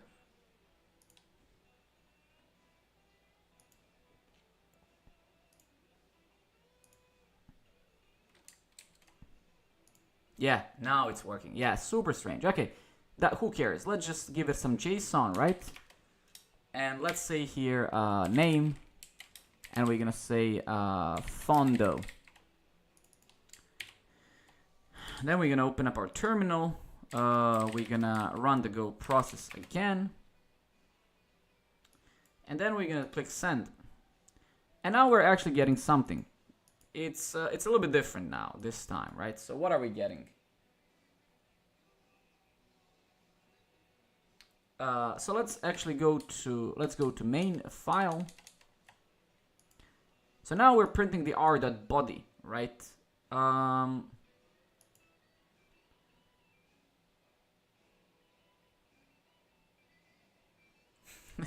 Numinex, have a great one, man. Thank you for being around. And I'm happy to teach you how to install Go. That's a no problem, man. No problem at all. Okay. So what do we want to do? What we want to do is we need to figure out how do we, in fact, do we have to marshal this now into JSON as well? So am I supposed to do something here? Am I supposed to say what am I supposed to do here? So are we supposed to say write again dot? Oh, I get it. So let's try that, right? So should we also try that, right? Should we try to say r.write, and then, or actually should we even try this, right?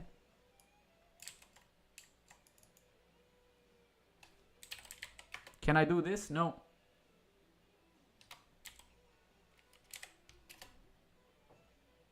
No. Shit. For a moment there, I felt very smart. Should I zoom in more? Should I zoom in more or zoom out?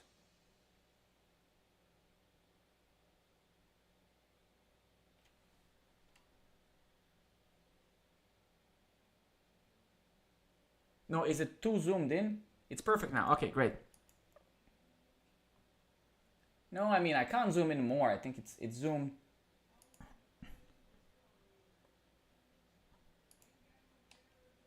Yeah, but this is now expecting a player, right? So that's a little bit shitty, right? It doesn't matter, right? So what we actually want to do here is let's just try something because, right?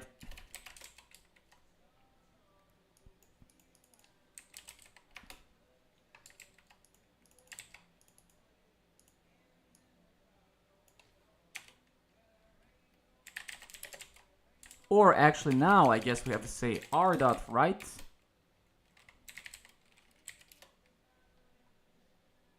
Yeah, of course we can't. Of course we can't. So what can we do then? And then what is this doing? What did we do here? So we did something like this, right? Okay, so let's try that as well. Because right now I just want us to learn, right? What does this button do? Sako, my friend. Sako is here. Okay, so let's do this. We're not gonna check for the, actually let's check for the error. Let's say if r is not nil, let's say panic. What was it? Where the panic was? Panic. Can I like? Why is my autocomplete or whatever didn't go have like panic or something like that, right?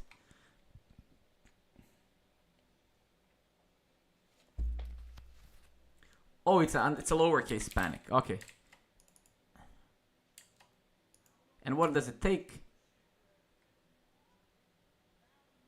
Does it take a message? Boom, right? Okay, sure. Okay, let's go and hit a request. Okay, so we panicked, right? So we panicked. So something went wrong. Somebody asked how is this supposed to be unmarshaled, right?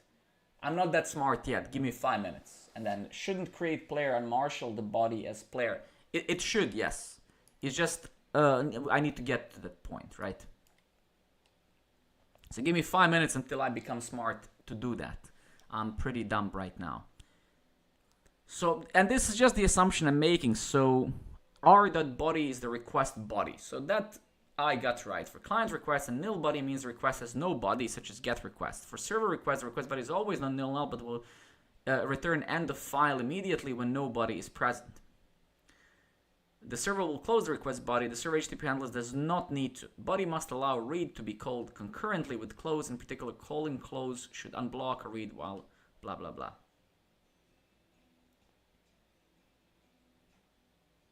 So you do JSON.new decoder.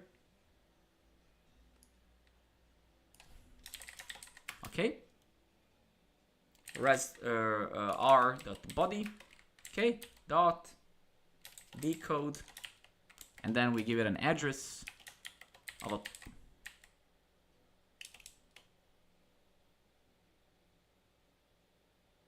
Sako, I think it's going well. But which player are you referring to? Because we are now. Yeah, I see. I see what you're doing. Yeah, I get this. Yeah. Actually, yeah, we just need to initialize a player, right? So var player and then player.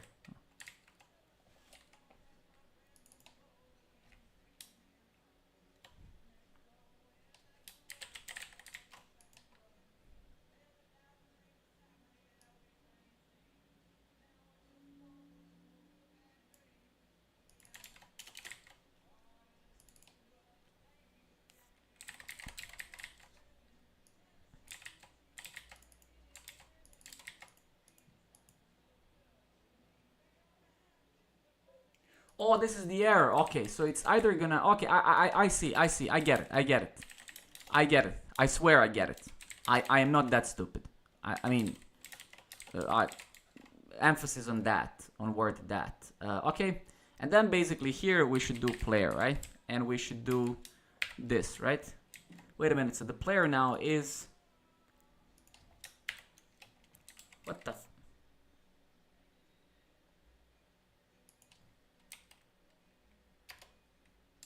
Oh, I see.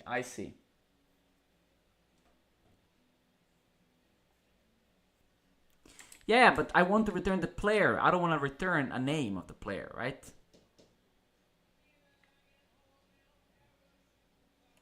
And exactly, that's a very good point.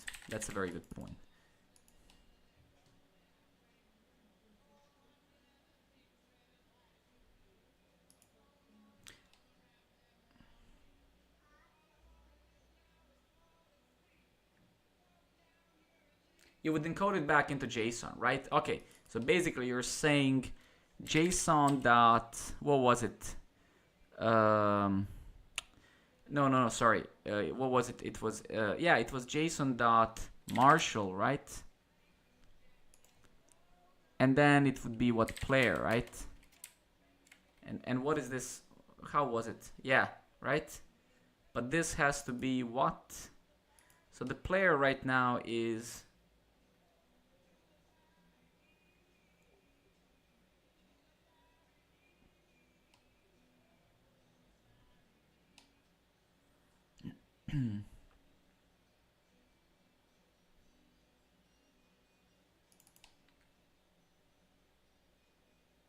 Oh yeah, that's a good point. I'm sorry. That's, well, I'm actually, why am I apologizing? We're learning this. So yes.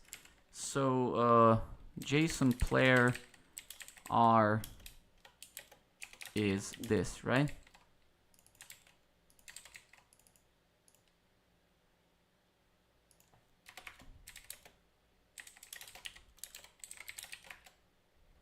Oh shit. I'm so smart, man. Incredible. I'm the smartest person in this room right now. By far. Ah, so easy. Pfft. Oh my god. So easy. So simple. I mean, look at this. Name Fondo. Beautiful.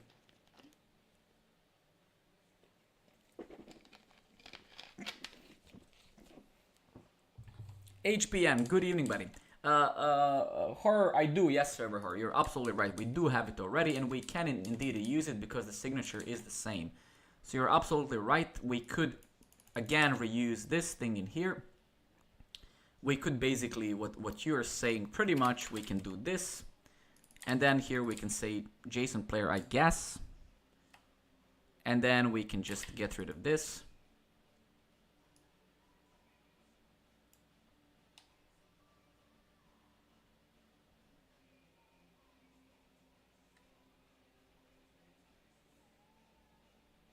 I actually can't wait in 2-3 months when I shit on most of you with Go.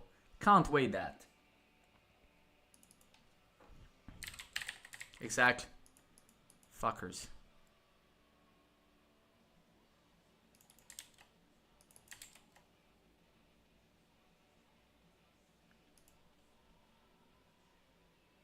Okay, so yeah. No, I don't think, no. No. No, but it isn't the player pointer already? Why do I have to? Oh, we have to dereference it. Exactly. Yeah, you're absolutely right. We have to dereference it for sure. Yes, makes sense. Makes sense. Yeah. Makes sense. I understand. I understand.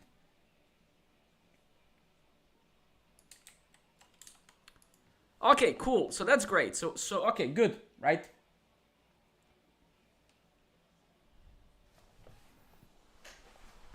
Okay, so let's recap a little bit, right?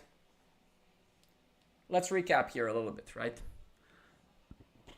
Okay, so this is great, right? So what can we let's just recap what we did so far. So what we can see, right, is that the standard HTTP library in Go is pretty awesome, right? I mean, for sure, I think using some router, some routing library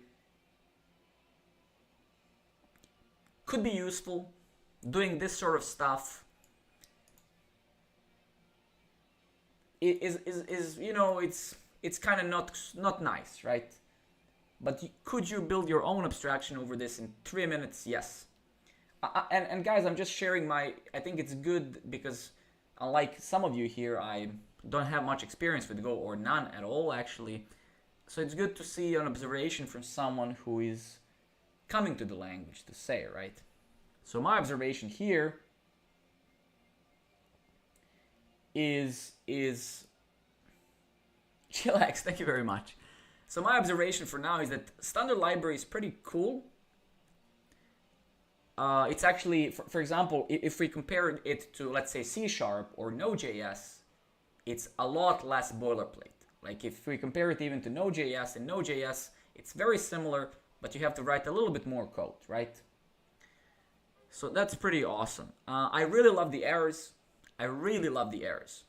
I really, if one reason I would choose to use Go, it would be errors. Is this verbose and shit? Yeah, sure. But I like it. I really like it. I wish that we in JavaScript we accept this idiom and we actually handle errors like this, because we could do the same in JavaScript. We don't have to use exceptions in there, right? Yeah, I love this as well. I think this is pretty awesome, right?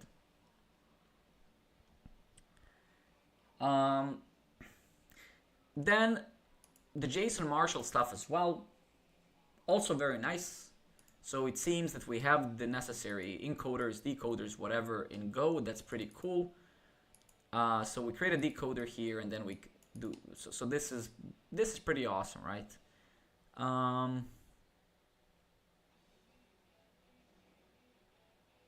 Let me just see what other observations I have.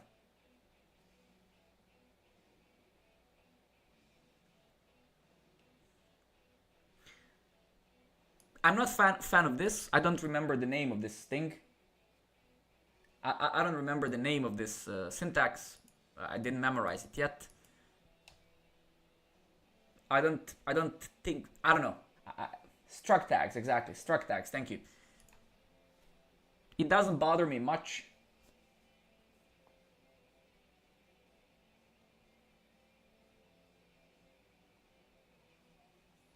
And actually, that's a good point, Server Horror. I think we can maybe try that almost already.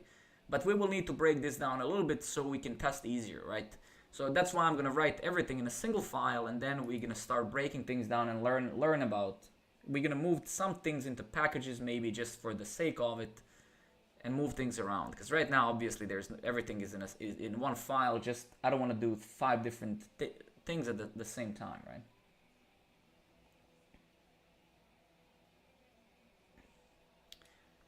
So I mean, I don't actually dislike this. Dislike is too harsh of a word. I just don't find it very common. That's all. I haven't seen this in other languages, right? So it doesn't feel, it feels almost like macro of some sort, right? It feels, I don't know, it feels misplaced, right? That's all. Exactly, right? So it's okay. It's just, yeah, maybe it could be something different. I don't know. Do I have a better suggestion? I do not. So I should probably shut up.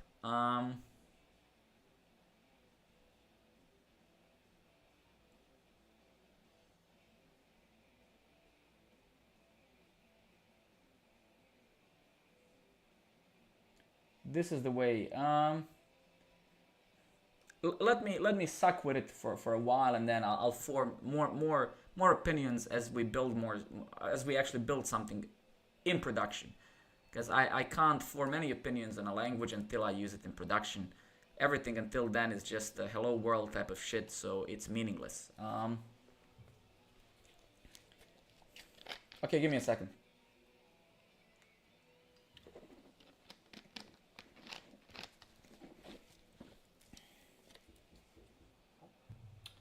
Guys, give me just 2 seconds. My wife is knocking on the door. I just want to see what she wants. Give me like 2 seconds. Let me just switch. Be right back. One moment.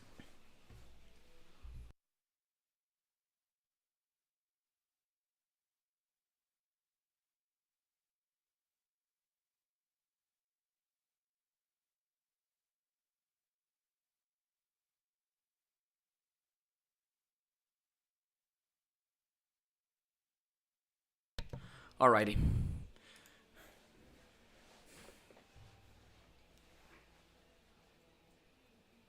Alrighty. My wife told me that I'm the smartest man alive in this room, and the most stupid one as well at the same time.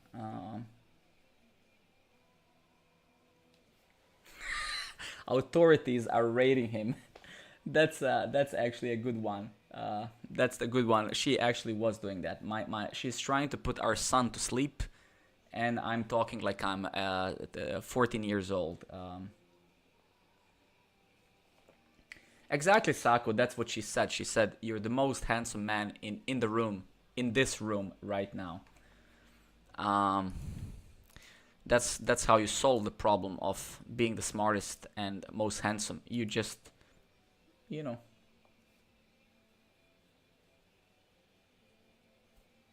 All right, shut the fuck up, guys. Okay, so let's go back to this, right? So we have some simple stuff, right? And it works. Let's try now. Let's try writing to a file. Tits and art. What is it complaining about? Tits and art are failing. Why are the tits failing though? Is the question. Why did the tit fail? Why did the tit fail? Load import call with empty package path. It's complaining about empty tits.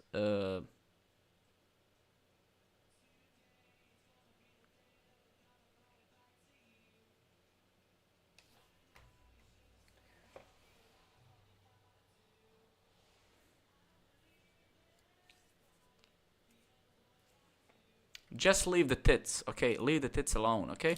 So we should leave the tits alone, right? Is that what you're saying? So remove this and leave the tits alone, right? Or leave just the tits, right? Is this, just leave tits, okay? I did leave the tits, yes.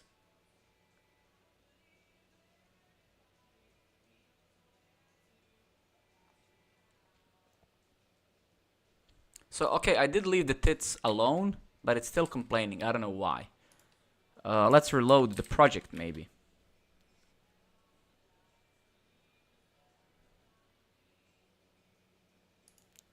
Oh, it's an old version. Oh, shit. Sheet.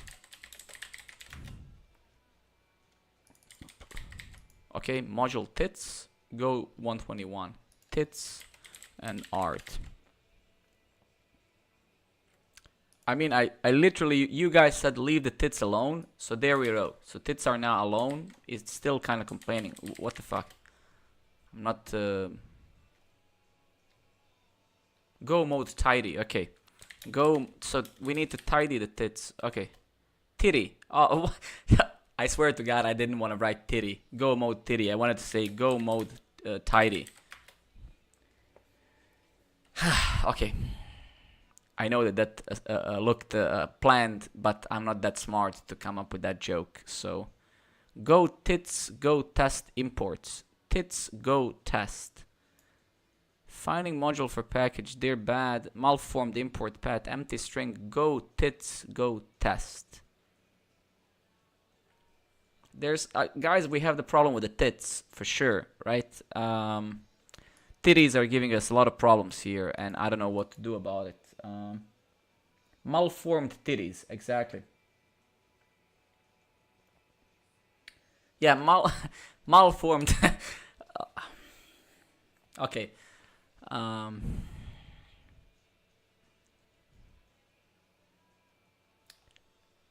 don't know how to fix this. Let's call it banana.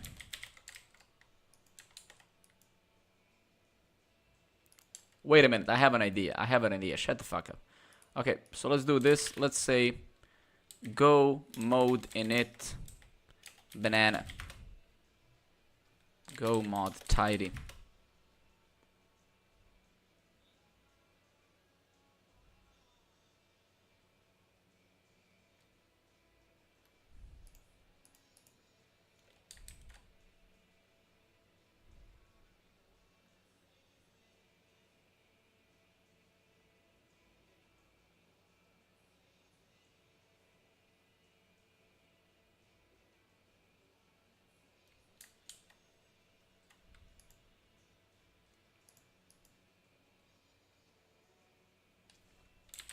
No, I don't think that this is a problem, guys.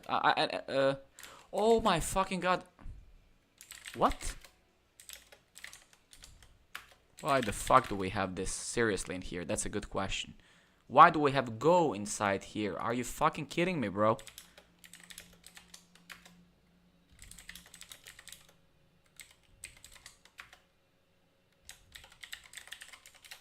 Shut the fuck up. Don't you dare to troll me right now, okay? Bastards. Okay, ooh. I started sweating there for a moment. Jesus Christ.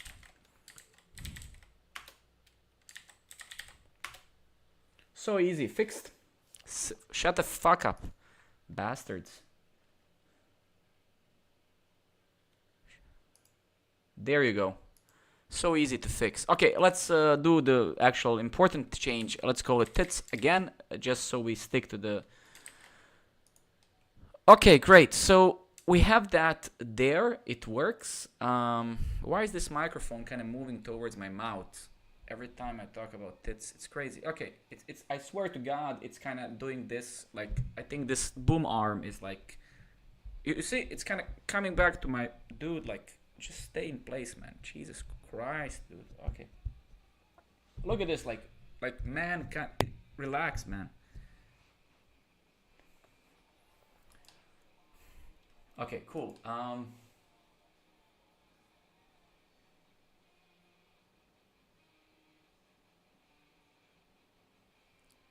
Is my mic not working? Test. Okay, my mic is working.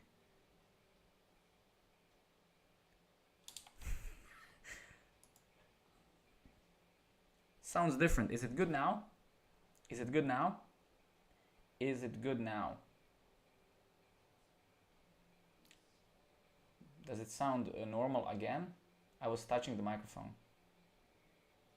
Okay, so maybe it's not using the actual mic. Give me a second.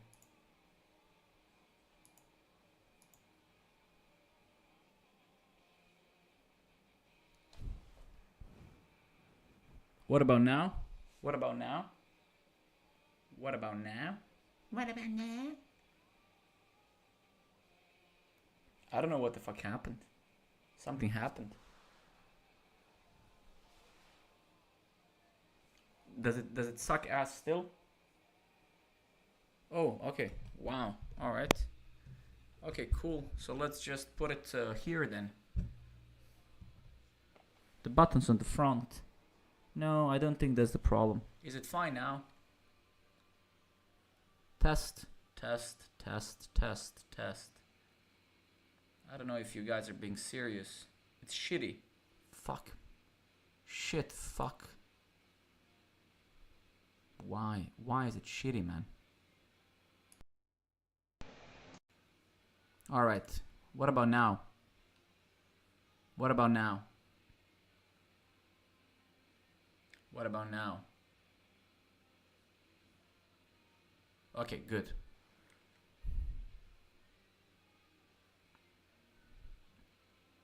Alright, good, good. Cool. Easy fix as always, even for me. Okay, so what do we do next? No,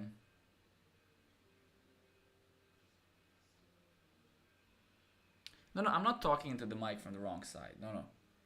So this is I'm talking in the direction that it's supposed to be. So no, I don't think it's that. I think something in the OBS probably got fucked up, right? I think it's good now.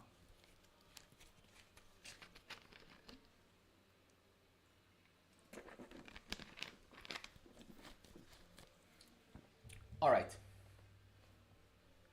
Yeah. Okay, great. So let's take a look at this again, and let me just be careful with the mic. Hopefully, I'm not gonna fuck it up again. Let me just move it a little bit like this. Let's see. I hope it's still fine. I hope it's still fine, genuinely. Okay, cool, guys. Okay, so let's get serious a bit. So let's get serious a bit. Good. So let's get serious a bit. So, no, because every microphone out there, or most of the good microphones, right? You can choose different patterns, right? So as you can see, this button here, the second one, this is where you set the patterns, like, right? Rotation made it more clear. Okay, good. Because this is not my normal office, right? I'm traveling now. I'm abroad, so this setup that you see now isn't generally my setup, as many of you know. I'm traveling now for holidays, so I'm abroad. Okay, so guys, so listen. So let's continue with this, right? So what I'm actually going to do, right, is, or what I wanted to do is, so let's make this a little bit more complicated, right?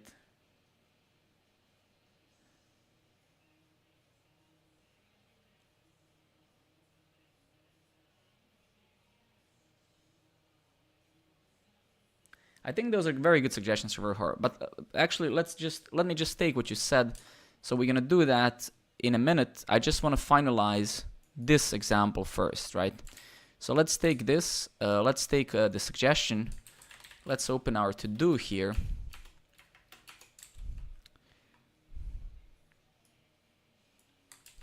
Server horror. So let's set this one up here. So let's mark this as done.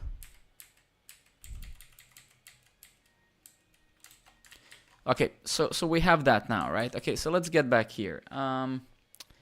So what I want to get, so let's do something, right? So first and foremost, we have this thing declared inside of this function, right?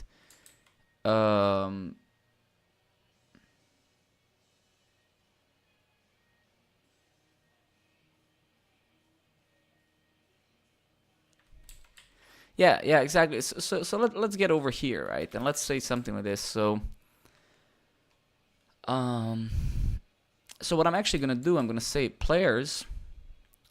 And how would it be? I forgot the syntax. Can I initialize the variable like this? And actually, this is what I want to do, right? So I want to have a slice of players, right? Now, so now what I want to do, right? So let's kind of start getting this closer to some sort of a some sort of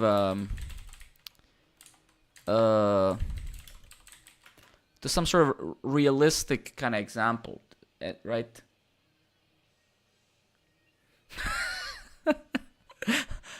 Write a microservice that's gonna handle my farts. Yes, I absolutely say yes to that. Okay, so let's install our first Go package. How do we do that? I guess we use go get and then this crap, right? What did we import? So this is for many of you, this is like you've done this a million times, right? But here I want to do it. Okay, the UUID package generates the inspects UUID based on the RFC 4122. So this is actually good. This is good. Great authentication and security service. This package is based on the GitHub UUID package previously named code, Golang, blah, blah. It differs from these earlier packages that UUID is a 16-byte array rather than the byte slice. I can't comprehend that yet fully, so it's fine.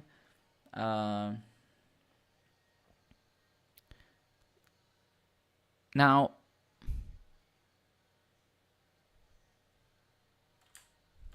wait, am I looking at the right? I am, okay. But where's the documentation for this? Oh, it is this, okay.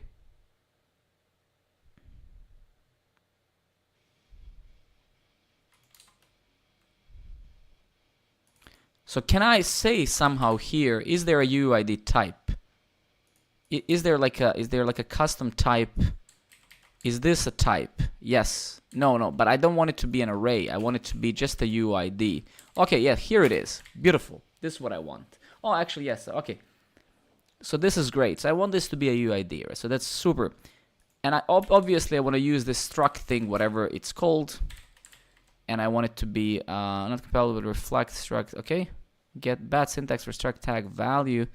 I fucked something up. Yeah, I'm missing apparently the quotes around the ID, maybe.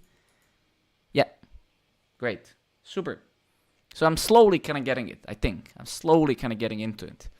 Okay, so next thing I want to do, in here we're going to implement this, so we're going to implement some sort of a function that is like find player by ID.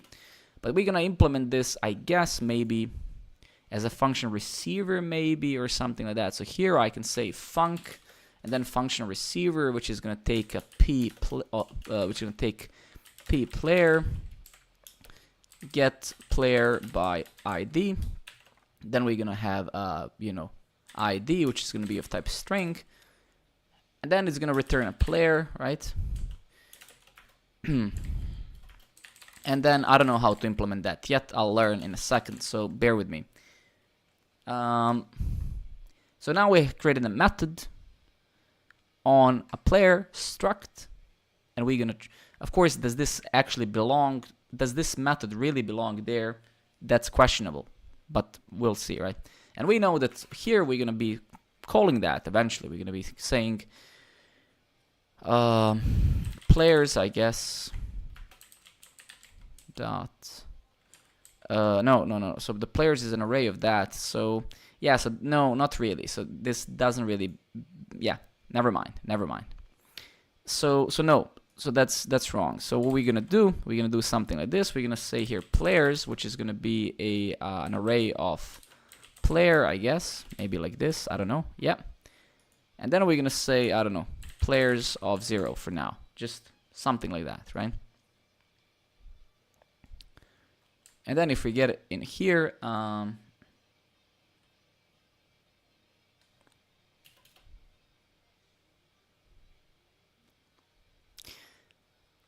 then here we're gonna eventually call this get players by ID. We're gonna give it we dot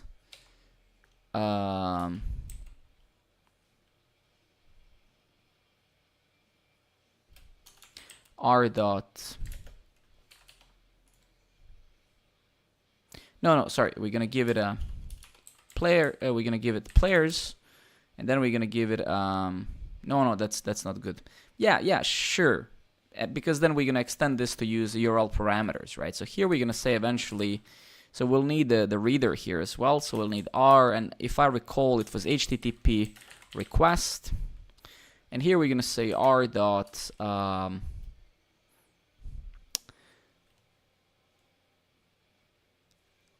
I would suspect, I don't know if there's something related to params here. Is there a way to but I would suspect it's gonna be either on the request URI, and then we have to kind of, I don't know if there's like a R URL.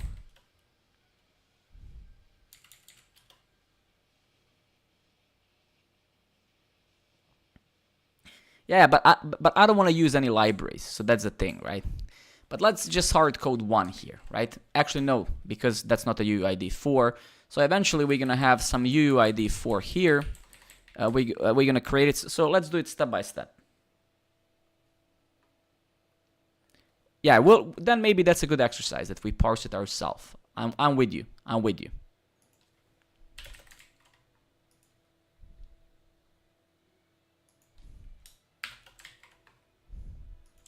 Cool. So we have get player by ID.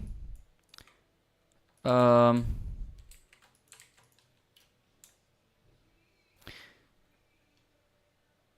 then eventually here, because we don't have a function for that, we'll need to do pretty much the same stuff. We're gonna have to say writer dot. Let me just write this stuff out so I memorize it.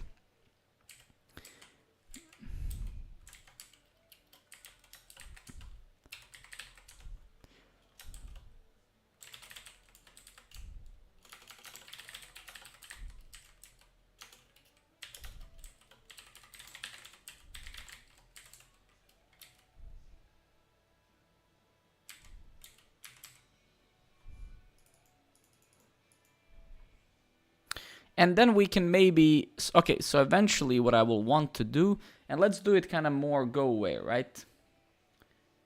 So let's, bear with me, I'm kind of, my brain is working now. So here I will probably want to marshal this shit out, right? So I will want to make sure, but let's do the error stuff, player error stuff. So let's say here, either player or an error. For now, let's just say nil here, if I recall. No, sorry, we can't do that, no.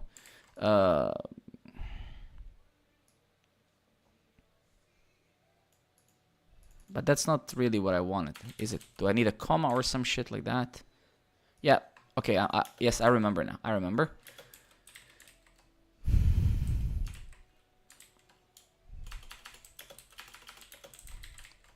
Yeah, I got it. Good. So that's just setting it up for now. Yeah, I got it myself. I think I know. It's just need few tries there, right? Okay, so that's good. So this is good. This is gonna either return an error or the players, but this I will want to marshal this, right? So if I recall well, actually will I? No, that's not what I want. So it's okay. But I would want to maybe do things like something like let's say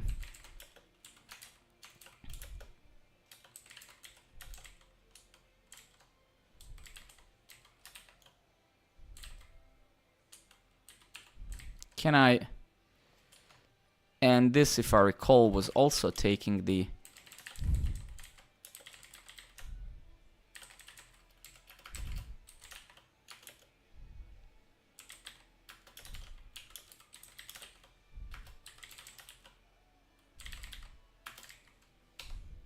I keep calling nil with two L's.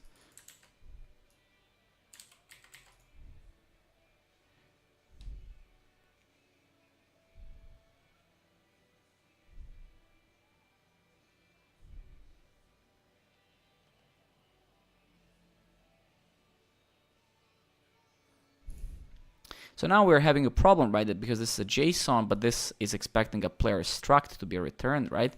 So can I say JSON here or some shit like that? Is that possible? Is there a JSON type in Go?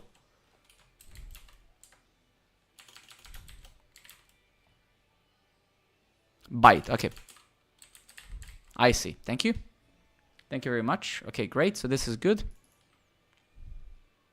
This is now good as well. And now finally, I think we should be able to say write, and then say get player by ID. Well, technically, yeah, just do this, right?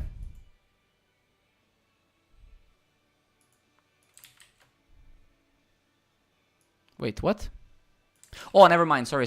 I know. I remember what I did. I remember. So because my function now either gets the data or the error.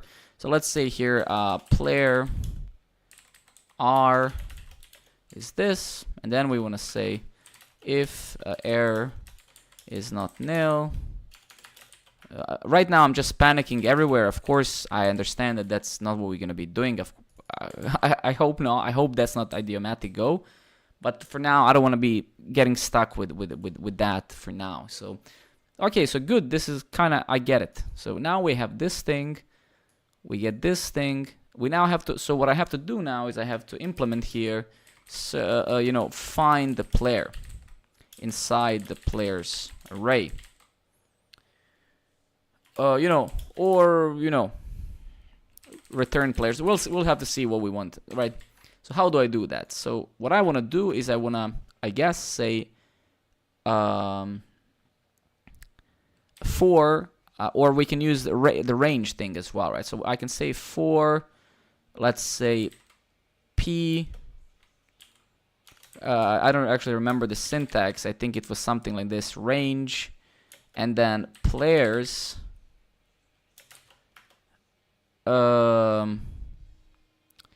if P dot, I suppose, I have no fucking clue, to be honest with you. No. Wait, can I actually do what did I even write this? I just want to write things out so I get the muscle memory going. Is this correct statement? I think it is. Okay, good. So I'm kind of, you can see I'm kind of slowly memorizing shit. So it's not that I'm like, I'm kind of getting the I'm memorizing it, right? So now we have a player, and then here I guess, so we have a player and we have an index here, right? So we don't really need an index, that's cool. So now I have to ask if this player dot, and it's a little bit weird. Why is it, oh, never mind. So this is an index, I think, and this is a player, right? P now should be a type of player, right? Yes, okay. Yeah, I get it. I remember. I remember that I was discussing this in one of the previous streams. I said it's a little bit weird that the index is the first argument and the P is the second one, but there is some sense to it. So I remember now. So here I can say now if P dot ID, I wonder if there's like, if players dot, is there some, how do I now, is there some index, or is there some linear search or something?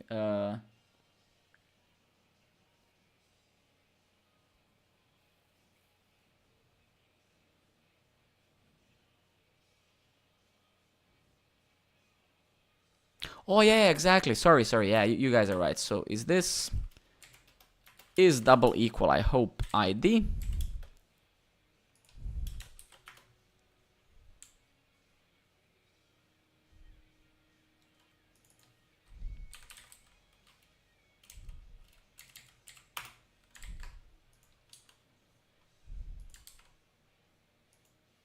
I don't know what I'm gonna do. I don't like this. I'm just gonna do what I can.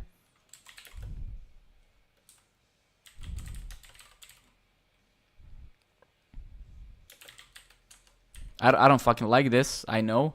Shut up.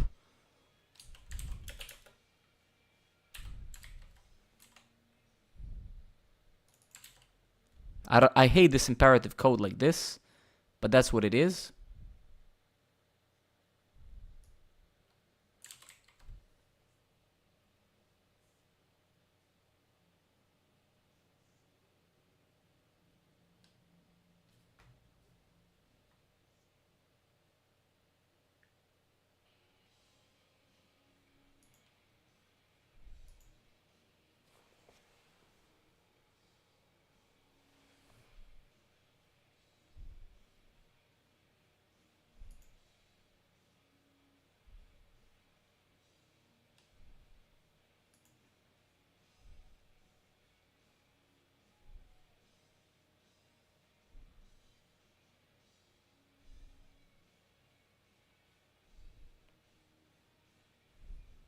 So this part is going to be a little bit annoying to implement. So yeah, this is going to be a little bit annoying.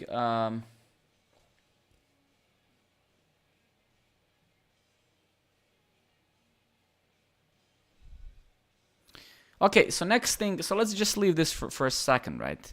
So let's implement the post thing, right? To actually create the UUID. So here when we have create player, right? We're basically getting this, right? But also what I want to do is, can I say player dot ID is UUID dot generate or something? Does it have some random, like how do I actually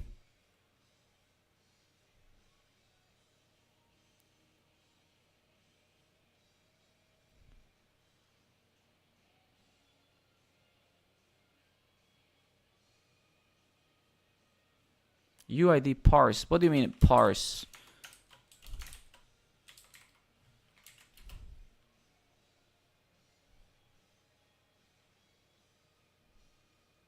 No, but yeah, but here I want to generate a new UUID, right? So there has to be some generate method, or just call the UUID as a function or some sort, right? But this is a package, right? So maybe new, yeah. Creates a random UUID or panics. Okay, that's great. That's what I want, right? Return must new random.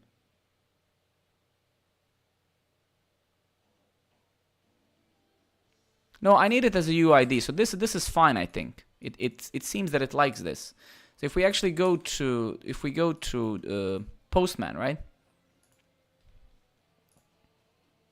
Let's see what happens. Come on, man. I think we're not running the server, right?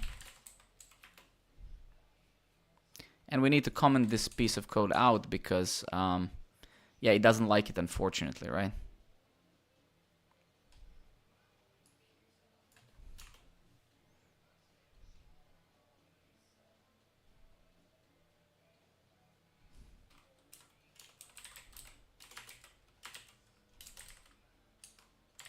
Let's just fix it like this for now. Cool.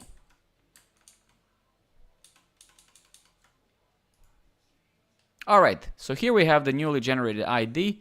We have the name John Doe, right?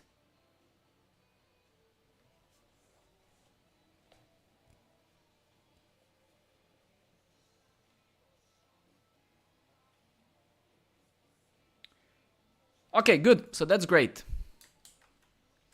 So that's great. So that's that works, right? So it's kind of, yeah, getting used to it, right? Thank you for the encouragement, Chillax. Thank you. So we have the players now. Now we have the create player. Now basically here we need to kind of implement this now, right? So what I'm actually going to try doing, obviously here, so get player by ID here essentially. So the only thing that we have now, right, is that this doesn't really work yet, the get player thing, because we want to get the player by the URL parameter, right? So in simple words, we need to do a get, whatever, /players, whatever. We're just going to keep the base URL now because we're only working with a single resource, right? But essentially we want to say / and then UUID. So let's start fixing that, right? So let's go to our main file. And what I'm actually going to do for the get player here for a moment, just as a piece of discovery, because I don't know yet what to do, I'll start with FMT or just the debugger, and I'm gonna say r dot URL. Somebody said URL, right? So let's start inspecting what this gives me back, right? So I'm gonna do this, and I'm gonna go here. And okay, of course, now if I give it this string, it should give me that string, right?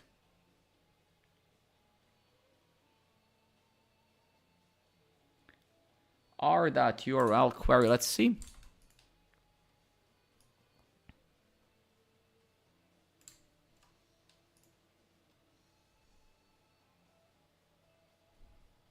Absolutely. So server horror at the Dream Data where I work, the Go team there, they're using Chai as well. So I'm actually absolutely, I'm gonna very gladfully do that. The only thing that I'm really doing now, I just want to write Go. I just want to write as much as I can now because I'm starting to, it's not rocket science. It's starting to get the feeling of it, right? It's just I want to reduce abstractions just for the sake to kind of have a reason to write it. But I'm with you. By no means I would do this in production, for example, right? Because this thing is expecting the URL parameter ID to be actually this is a query parameter, right? So what this actually expects us to do is to write a query like this, right? Here it is, right? I guess that's what it's expecting us to do, right? At least.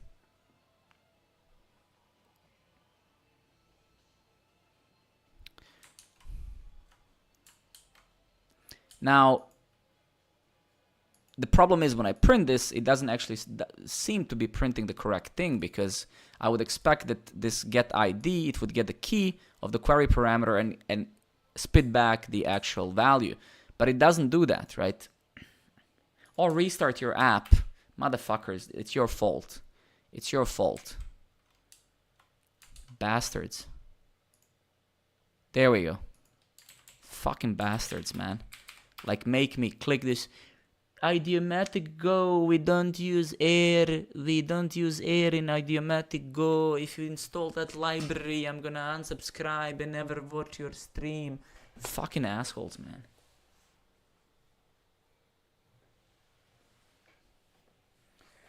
It's your fault. Beautiful, beautiful, beautiful. Okay, cool.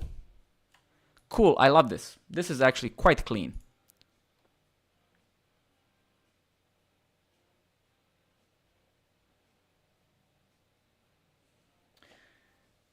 Server horror, I think we're almost there, and then we're gonna do what you suggest. I promise. Because not because you're saying it, it's because I agree with it.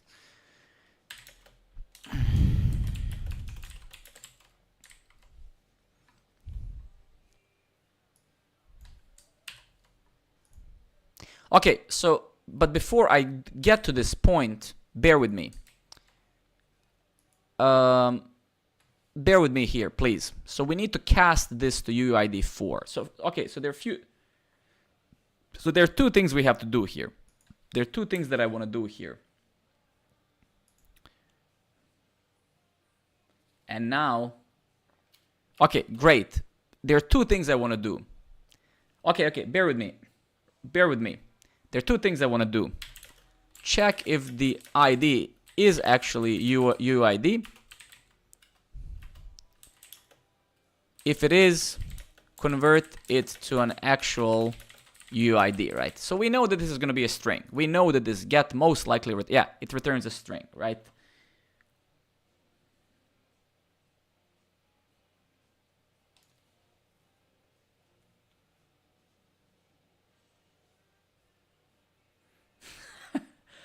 What? Not because I'm saying it.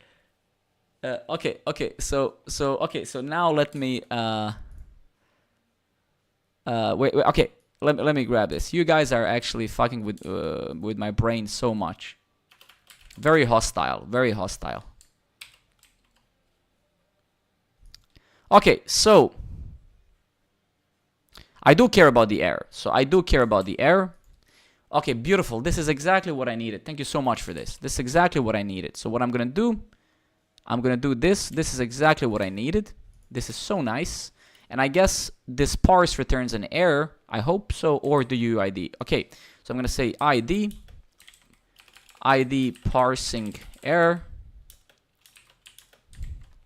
So nice, exactly what I wrote. I'm gonna say if ID parse error is not nil, as a panic, and then ID parsing R, and then we can uncomment all of this shit.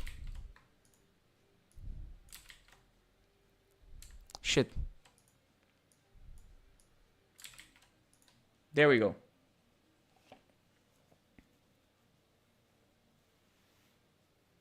Of course, man, you can share anything. Please, we're all here to have fun and learn stuff. So of course, share whatever you want. Yeah, this is just so I don't get caught up in too many things. So I just want us to progress with this to some degree, right? I know that the panic, that this is like a sig kill, right? So for sure, I'm not going to plan to panic in my Go apps, right?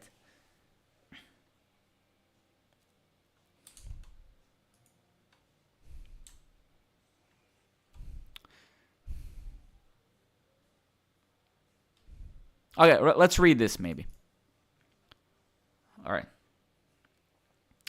At my job, we have a few dozen development teams and a handful doing Go. The rest are doing Kotlin with Spring. Sorry to hear that.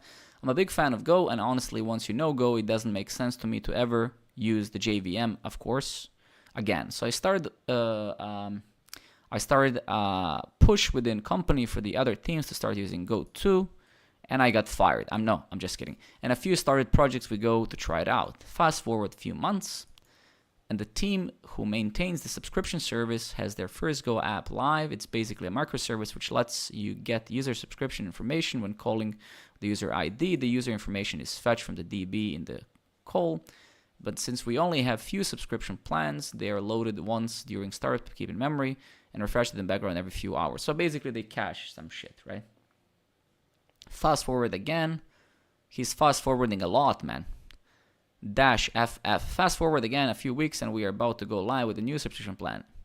It is loaded into the subscription service database with the flag visible false and would be brought live later by setting it to true and the refreshing cache. Blah, blah. The data was inserted in the database in the afternoon. Some tests were performed and everything looked fine. Later that day, in the evening when traffic is highest, oh my god, I'm a little bit tired.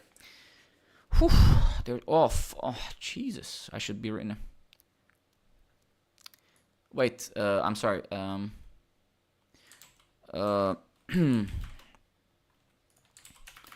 What's the point? What is he saying?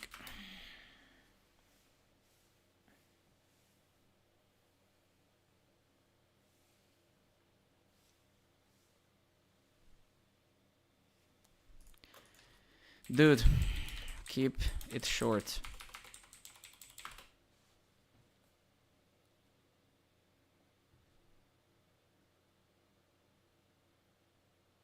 Understood. The incident shows that while Go has its strengths, it also has pitfalls like nil pointer dereferences that can cause major issues, especially for teams new to the language. Kotlin and JVM offer more safeguards in this aspect. It's a reminder that language choice should consider team expertise and the language's inherent safety features.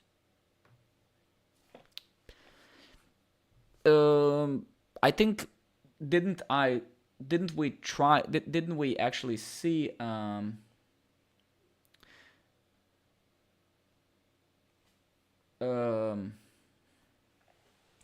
I mean, look, so the reason why I find this post, I mean, if it's to aggregate it like this, right? I mean, the thing is, man, like, as I speak in a lot of my YouTube videos, right? I think that a lot of people just need to be more humble. I think that a lot of developers, especially less experienced ones, as you become an expert in any field or industry on the planet, paradoxically, you become more humble because you realize how much you don't know. And I mean, I'm never ashamed to say that I fucking suck at something if I do, right? I hate to use terms like skill issue, right? But indeed, in this context, it's of course true. I mean, if you cannot switch the whole team to a new language. That this team can be composed of people who have 100 years of experience together, but it's a new language, man. And no matter how good you are in some other language, you need to learn the language constraints. You need to learn the best practices. You need to learn some idioms and stuff, right? So this post, if ChatGPT aggregated it correctly, there's nothing really inherently. I think the author of it needs to maybe just. It's not the language's fault, right? I mean, because I'm.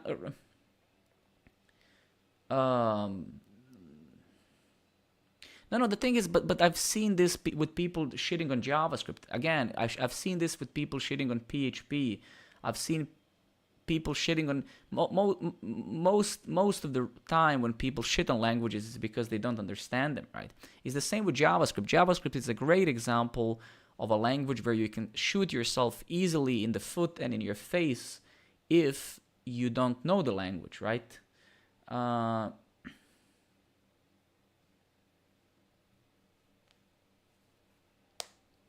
No, it's just like the thing is it's like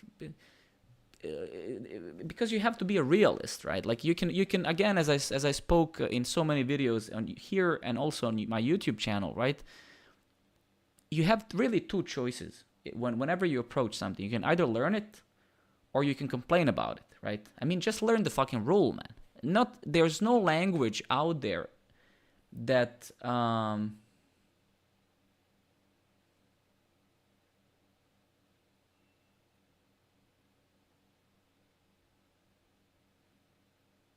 No, but jokes aside, right?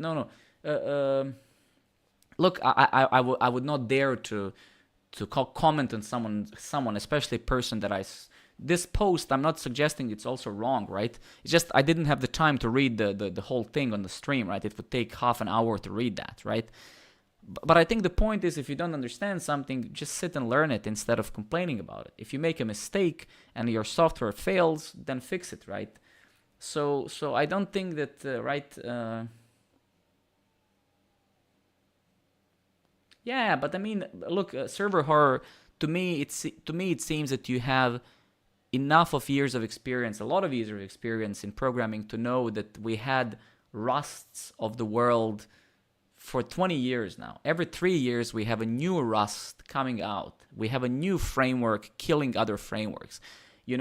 Thank you very much for the Prime coffee. Very much appreciated, man. So, I mean, Rust and all of this crap. And I remember when Clojure came out. I remember a lot of languages in my career, like they were all some sort of killers of something else.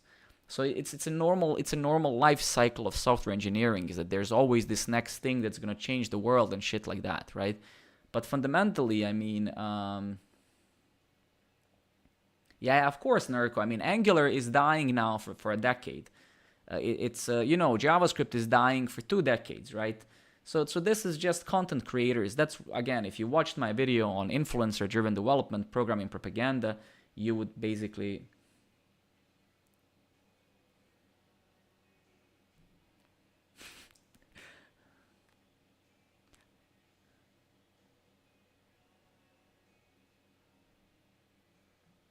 No, but there's no argument ever. I mean, again, the thing is, man, like, I don't know. I just find it, honestly, with all of us, I find it really childish to favor anything, really. I mean, the thing is, think about it this way. I think most people favor languages that they know best.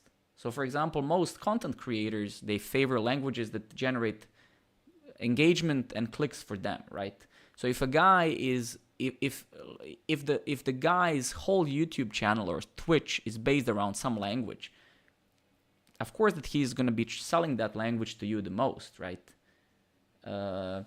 So I mean, so anyway, it's just the point is, man, is like, if you don't know something, learn it or improve it. Complaining about it is pointless. It's kind of childish. I mean, I find it a little bit sometimes just like, what the hell, man? Come on, like, mature a little bit, right? It's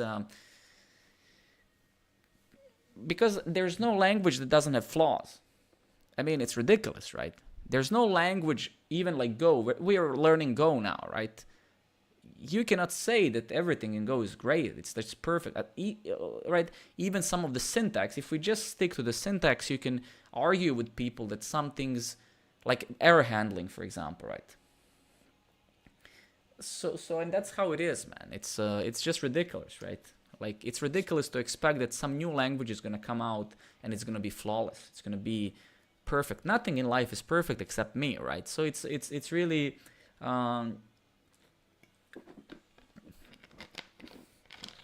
right. Okay, I just wanted to cut the bullshit. Okay. Come fight me. So guys, a couple of streams ago, there was this guy somewhere from, I believe, I don't know where he was from, and he just came to my YouTube chat and he said, "Fight me," whatever.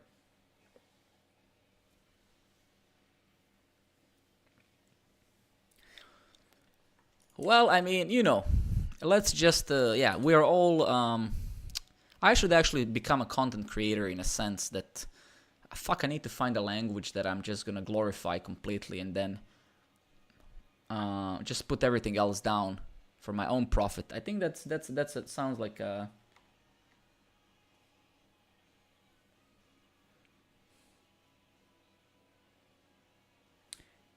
Any tips on how to remember multiple programming languages? I think it's the same as if you want to remember spoken languages. That's literally the same. If you want to learn two spoken, let's imagine you want to learn German, you want to learn Danish, you want to learn Russian, you want to learn whatever. You need to speak the language, right? So that's the only way, right? I think people fundamentally make too many differences between spoken languages and programming languages, but the difference is marginal. There's really no really difference between English and Go. The only difference is that English has I don't know, several 100,000 words, and Go has maybe 50. So it's the same, and learning any language really is about just memorizing syntax. How do you memorize syntax? You just have to write it. That's what I'm trying to do with this stream, right? That's also true. That's why actually what I would advise the humanity is that we just start talking in Rust. We start talking very cryptic stuff like bracket funk, right? It would sound something like that. That's how the human conversation would look like if we spoke in Rust. Okay, or in transpiled JavaScript, that would be even worse. Okay, so guys, you guys are so annoying. Okay, so let's see. So this should panic. No, okay, I need to restart the server.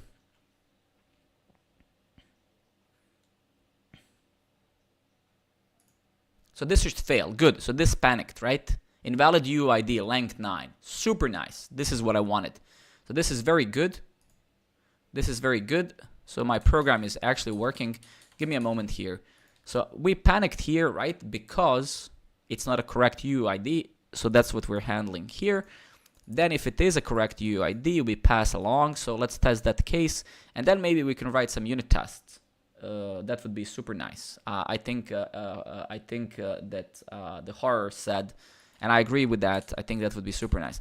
Okay, so what I'm actually going to do, if we go to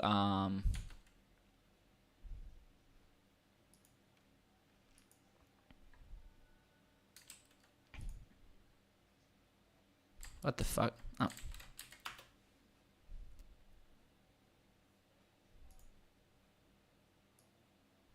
Oh shit! Sorry, I'm calling the wrong thing. My bad.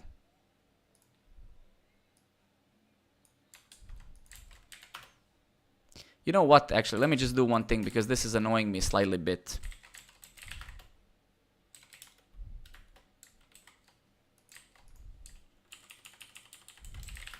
Let me just zoom into Oblivion here. Actually, we can go with a database as well. We can go with a database as well. I'm just gonna be running my process in here in this external terminal in my terminal here because it's easier for me to switch. Okay, so we're panicking here because I guess we know. Okay, I know. Sorry. So let's go to the main file, and what I'm going to actually do, I'm just going to create a very simple function called getPlayers. And the biggest problem right now is that our getPlayer. So actually, let's do one thing, right? So let's do this.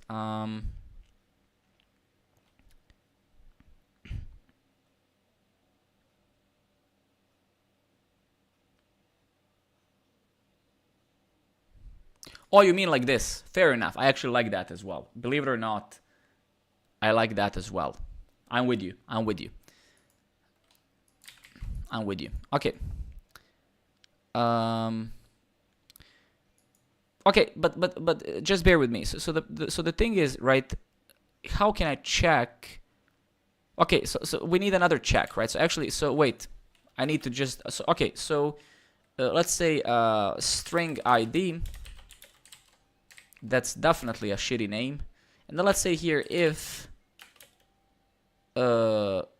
len string ID is 0. I want to say return and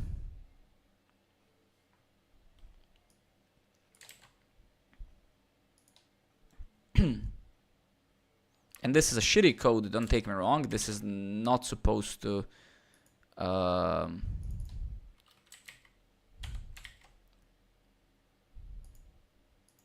this is now, give me 2 seconds. Can I actually just do this? Too many return values have player want that. Aha, okay, because I see, because we're not actually returning anything here. So that's fine. Let me just do this. And I guess this is gonna terminate the request response lifecycle. Can I use players? Yeah, and I get that as well. That's okay. So I guess here we have to say, can I actually do something like JSON.marshal again, players, and then I'm just gonna, yeah, let's just say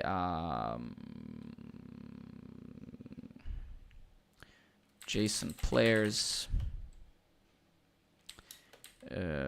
marshal error, because this is scoped to this so this is actually scoped to this if statement, I suppose. So let's just say p whatever and r and do this, and then you know, if r is not nil, let's panic again. I'm sorry for that, I know it's annoying, I'm killing some of you, I get that. Okay, so because I want to make sure that, hey, if the string ID, so if there's no query parameter, if there's no value, then I want to just return the players, right? It's not a it's not some open spec API or any shit like that. I just want to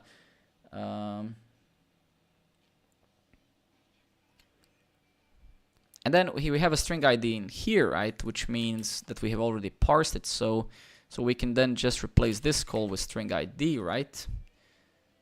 And then let's give this a shot then, right? Already shit, because I'm running it in here. So let's do this, and let's go to here.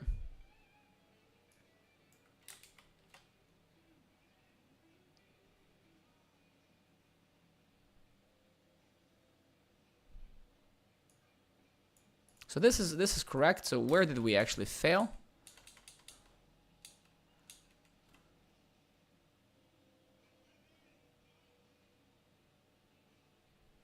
So wait a minute, so if len string is 0, which it is, we want to marshal the players. Is this where we panicked? I guess this is where we panicked. So we tried to marshal the players, right? Which is basically an array of players. So can we marshal this? I guess we should be able to marshal this, right?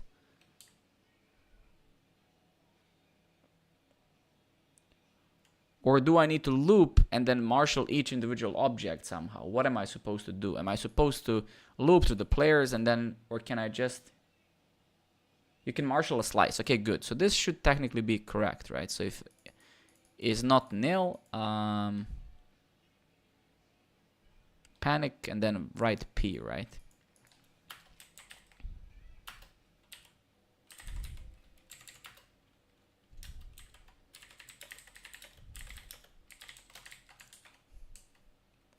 Why do I keep opening that?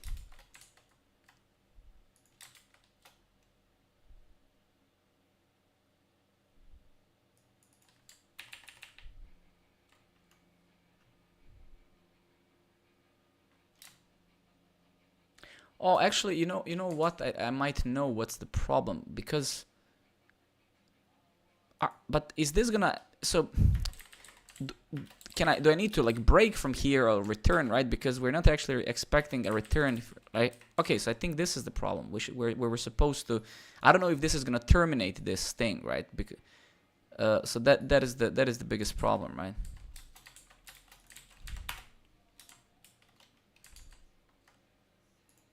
Yeah, that was the problem. Okay. So I think that was the problem. Right now we're getting nil, right? Because yeah, obviously it's empty, right? It doesn't terminate. Okay, thank you very much. Good to know. Good to know. Okay, so that's good to know. Now, okay, so this is good, right? So that's what I wanted. So I'm saying here, if you try to query for, because right now, since we're not using cheese, since I don't have a router to deal with these things, I don't want to go super like low level as a error said, right? So I just don't want to like I don't want to write my own router now. So I'm just saying here, hey, if the string ID is if the length is 0, then just return all the players, because I don't want to I want to have separate endpoints. I want to have an endpoint for players, an endpoint for, but I'm keeping it under the same kind of resource, right? Okay, let me actually get that.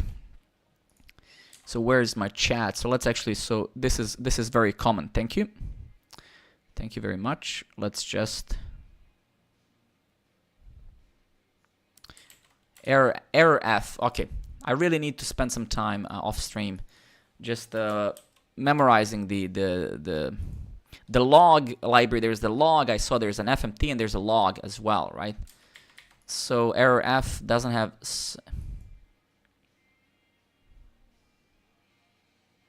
result of FMT error F call not used. And I suppose because, is it because of, are we supposed to return this or some shit? No, because is this just a,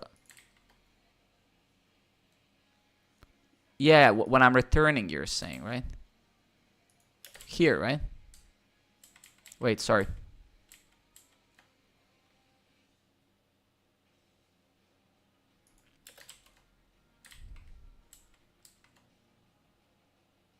I see. If you're returning error from some function, I see. Got it. Okay.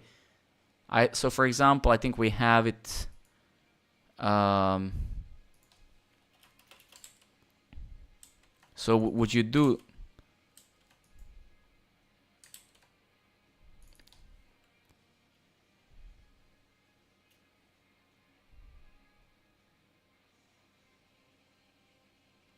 I see. Instead of panic. Okay. Thank you. This, right? Got it.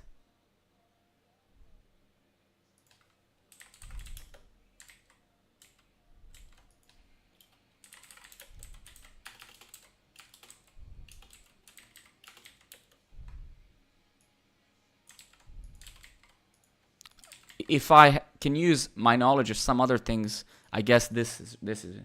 Oh, I'm so smart. Nice, beautiful, so intelligent. Unbelievable, unbelievable intelligence. It's incredible, absolutely incredible. The humbleness follow. I mean the intelligence, but then the humbleness that follows up my intelligence is just incredible. You know, so perfect, so smart, and yet so humble. Incredible. Why this world didn't create more of me? It's unclear, but I guess. How would you even create this type of thing twice, right? We're blessed by your presence. Okay, great, guys, super. Okay, so let's now get here and create a player, right? So we already have this shit, so let's create one. Let me use my perfect Go skills to create a player. No, what the fuck is that?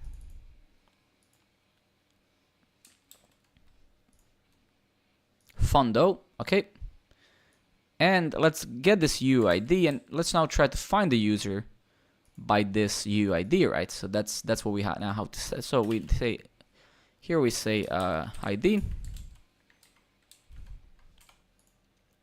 So easy, incredible. The name is empty though, and what the fuck is this? Jesus Christ, man.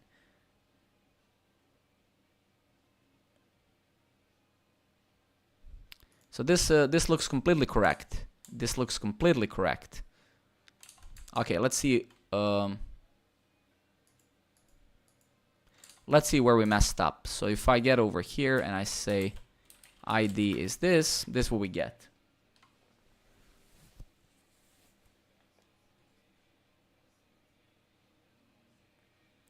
Let's actually check. I don't know. So let's see what we're doing. So create player did create a player, so that was good. Now when we're getting a player, I have var player found player, then I loop through the players and I say if the PID is equal to this ID, assign the P to player found. Then I marshal the player found because it's a struct. And then here no, actually it's fine. Then I return JSON player. I'm sorry for these shitty names. I agree that they're not great names. It's just that's not the.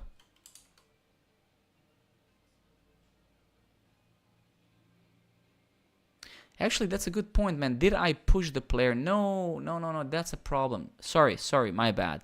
I didn't actually push the player to, right? So we need to say here, yeah, you're absolutely right, man. You're absolutely right. We actually have to do, wait a minute. So what is this doing? This is writing shit, right? Yeah. Okay, I just forgot to do that, right? So here we're supposed to say players, where slice has, I guess, does the slice has a pend method? I guess it's a pend or something, right? So we say players and then player, right? Can I do that? And then wait a minute.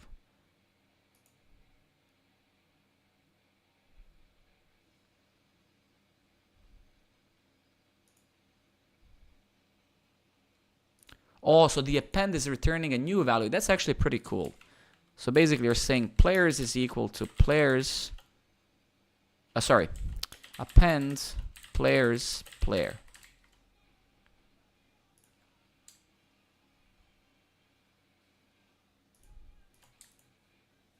So it takes a slice and then one or more elements of certain type, right? So I get that.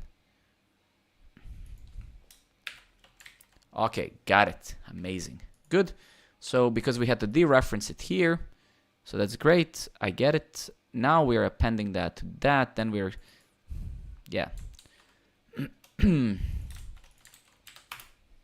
Cool. So let's go to let's try to push now. Send. Yes. Shit. Let me just call this without the query parameters, because now I should get, yes, there they are. So now we get an array back. And then if I say ID is this, so easy, so easy. So easy, so simple. Okay, great. So that works now. So we created one, we got one by ID. We use the UUID. I don't know if this is UUID 4 or what is it. I didn't actually bother to. We marshal this shit.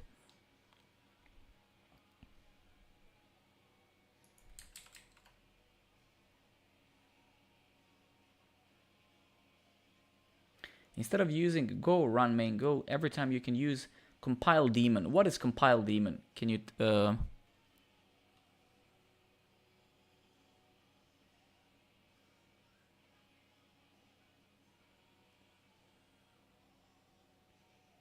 But if you mean, I know, it's just that the community didn't allow me to do it.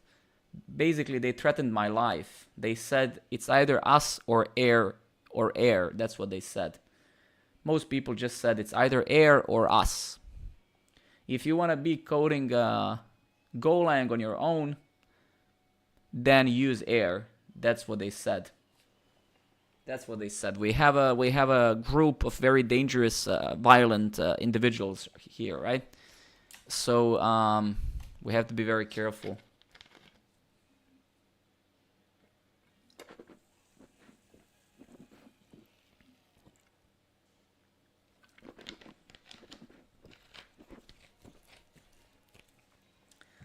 But yeah, I actually so Aslan, I actually maybe an hour ago I said, hey, let's set up the daemon, right? But the community basically started throwing rocks at me. Actually, one of my screens here fell off this wall. One of the rocks hit it from the chat, and I'm like, okay, just stop it. I will not use it. That's what it is.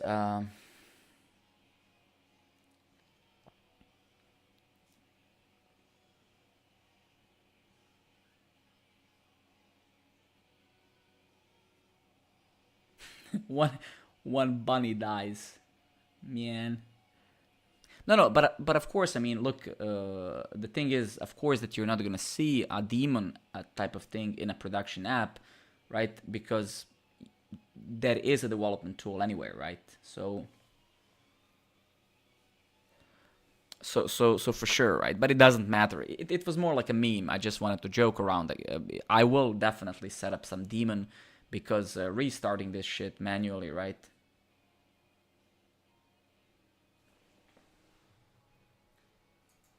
You have to install the fucking package and configure it. So that's so look. So for example, in Node.js, in C# as well, but especially in Node.js, you have development dependencies, right? I don't know if Go has some meta file as development dependency. I guess it does. I don't know. But I would hopefully expect that Go tooling and Go mod has a way to install a package that's only set up in development, and also you can maybe set it up using environmental variables and say, hey, only use this crap. But I don't think that that's something you run in your code anyway. I mean, in most programming languages, you install some binary that runs your actual Go program, and then it listens to something. So I don't think that air or anything like that should be part of your code base at all, actually, right?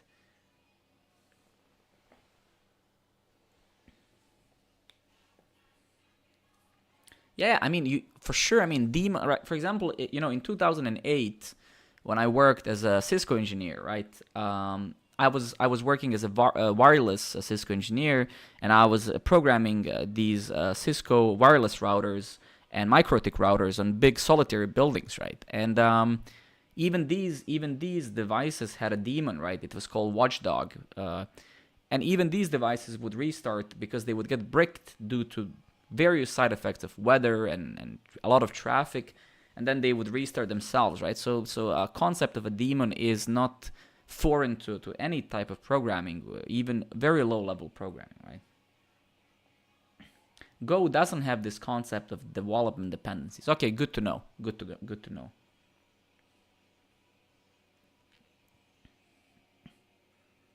I ran a tool for years with Go run as the exact line assistant. There's a tool that was used in what you put in your code gets compiled. Fair enough, and that's also good, right? But I'm sure that things like air and stuff, I would not expect that thing to end up as a dependency in your code, because that makes no sense. Because you basically need a tool that's gonna be able to listen for your file changes in a way, right?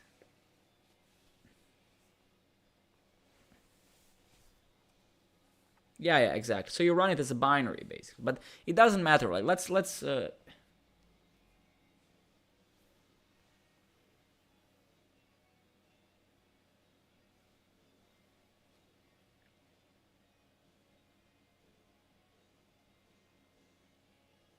No, I mean we can use Postman, right? It's just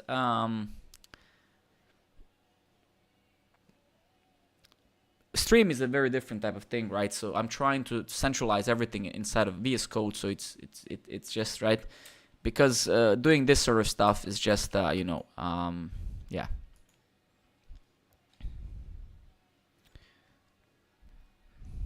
Okay, so that now that this now works, right? So we can do these things.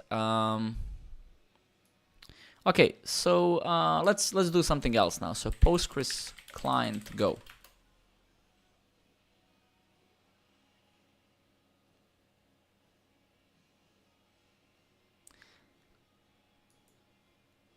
I don't think so. I don't think so, server horror, but it's a, I mean, it would be in fact quite funny if it could, yes.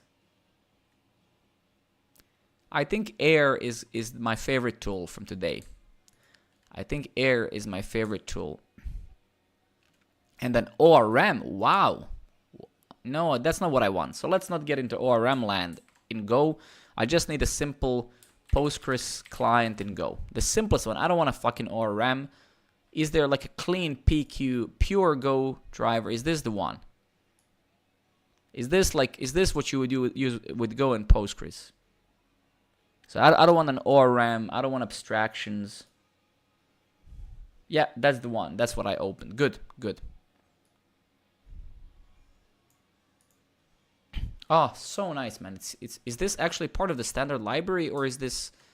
No, it's not part of the standard library, right? Oh, okay, this is an external package. Okay.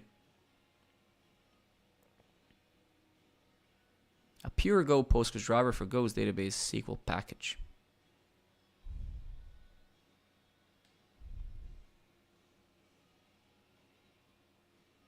Oh no. All right, actually, is my Docker running?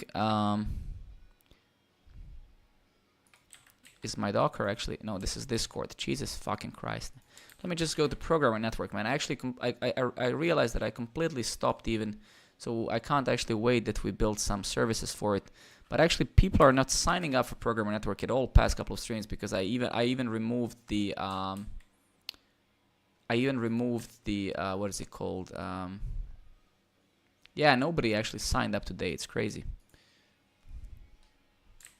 Okay, give me a second. Yeah, I removed them. Yeah, I don't have it on this laptop. I just didn't set it up. Oh, fuck, I didn't even set up Postgres properly on this computer, right? So, let's just... give me a second here.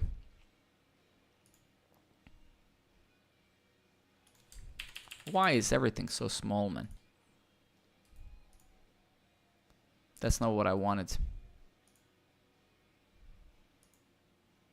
That's also not what I wanted.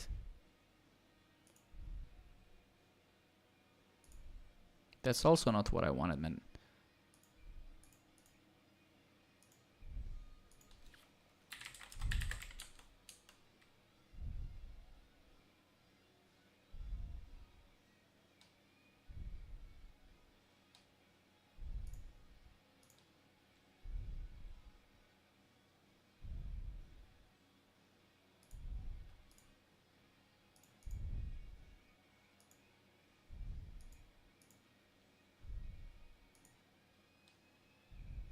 Wasn't there like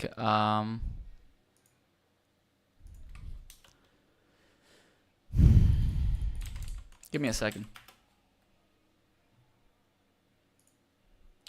Where do we go now?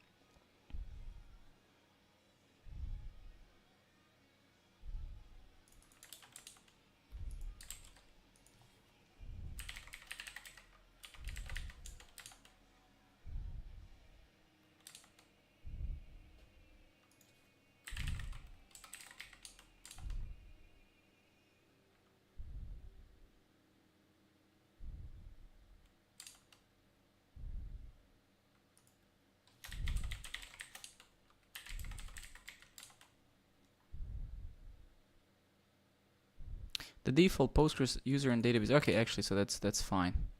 So I'm just gonna do this.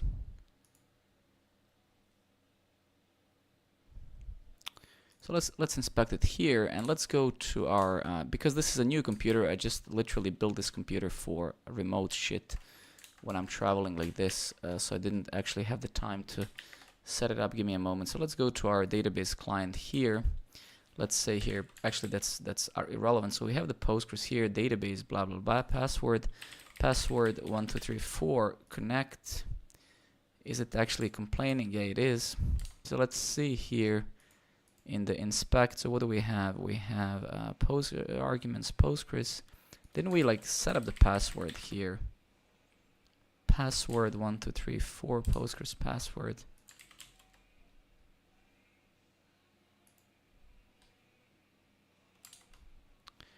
Let's actually see bind mounts exec no stats.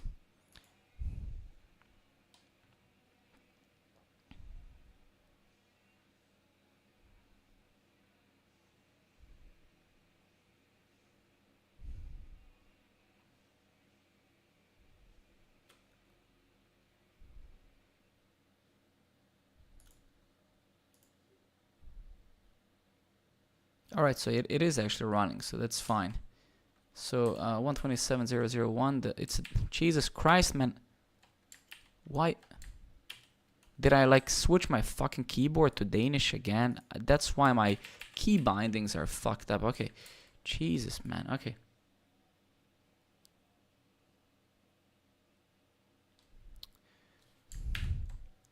All right, so let's see connect. So what is it saying? Connection refused. So actually that's a little bit weird. Why is it confused? Why is it refused? Give me a second. So are we passing the wrong port or whatever? Because they've changed this fucking Windows desktop client to give me 1 second. Do I have like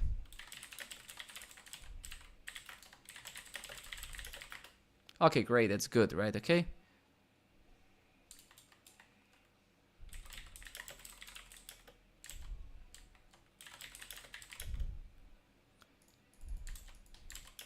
What was it?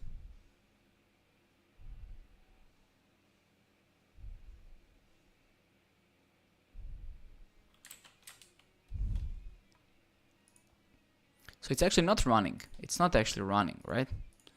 So that's the problem.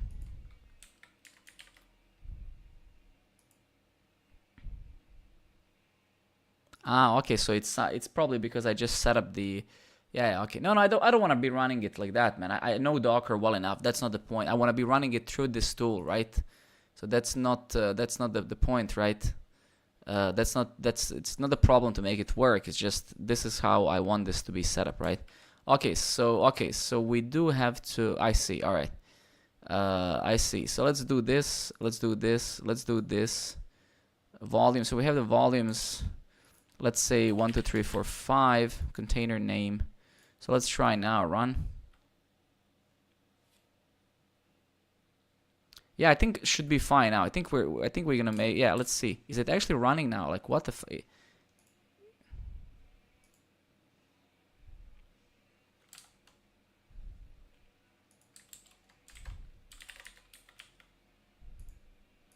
Yeah, so it's not actually running. That's super fucking awkward, man. I don't think that we have to bind, but I mean it should use the default port, right? If I don't provide it, right? So that's a little bit weird. Let's try that. It's fucking strange. Okay, now it works, I think. Yeah, database is ready to accept connections. No, it's not working. What the hell, man? I've never seen this before. That's so weird. So weird, man.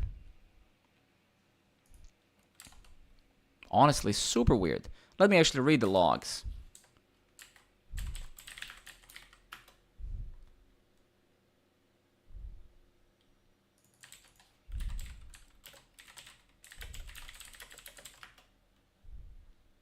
You cannot remove a running container. But which one is it? Is it? Oh shit, man! Wait a minute. I'm an idiot. I'm a fucking moron. Sorry, I'm an idiot completely. Yeah, we were looking at the images, man. Jesus Christ, what an idiot.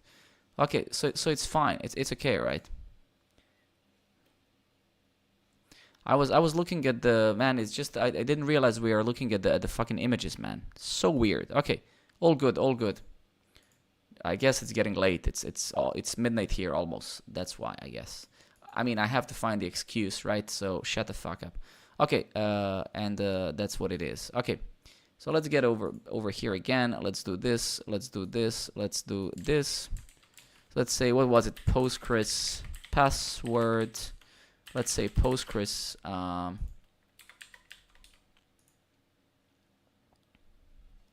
Let's go to containers. That's great now.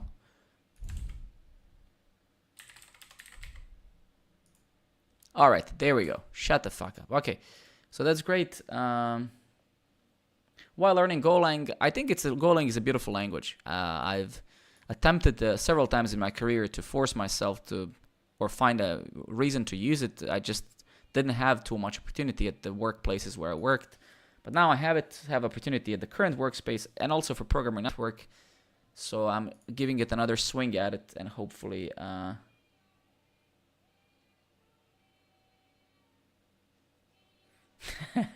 it's 3:30 a.m. for Alex, boys. He's still sharp. No, it's midnight. But she's lifting me up, so that's great. Okay, so now we have Postgres running, right? So let's generate some table, right? So we have no tables now, right? So let's use our query. Let's create a new query here, and let's say, what was it? Create table. Actually, what was it? I create table. User. I guess we can. Can I just do this? Let me just. My brain is too dead for this now. Generate a create SQL Postgres command to create a table called user with a field of ID of type UUID. And a name, and we'll need to enable UUID extension in Postgres, because by default Postgres doesn't actually support UUID. So we'll need to enable on our Postgres. We'll need to enable that, right? So let's do this. Let's create a table. Actually, it seems to be working now here, which is a little bit awkward. So maybe it is in this Docker image. And here we have a table, user table now. And that's great, right? I have what do you mean, Dimitrich? How do you create a new article? You go to the menu and you click write a new article. If that's what you mean. You go here and you say, write an article.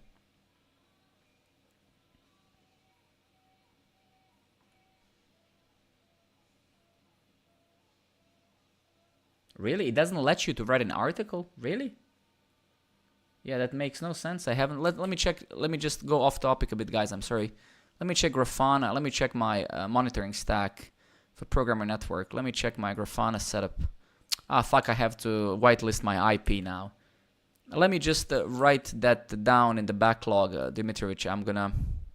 Where's the programmer? Let me just put that on highest priority just to test that. I think that it should be working. Let me put this in a backlog. So let's say here, check if article creation works. Yeah, absolutely, man. But I mean, I've been writing some articles lately on Programmer Network, and it worked. So I'll check again. Thank you, man. Okay, so we have the Postgres now running. We have a table called user. So that's great, right? We don't need this file anymore. So let's close this up. Let's close that, and let's close this thing as well. Okay, so that's great, guys. So now we can go back to this library, to this package, right? And we can try. Yeah, man, please. I mean, I would appreciate if you guys could write some stuff there for sure. Okay. So I guess if I have remembered properly, I suppose what we have to do is we have to say, hey, all right, we have to say go get GitHub lib pq, right? Database SQL. I'm not sure if this is a standard package or not. I guess not. Oh, it is a standard library. So nice, man. Wow. That's cool, man.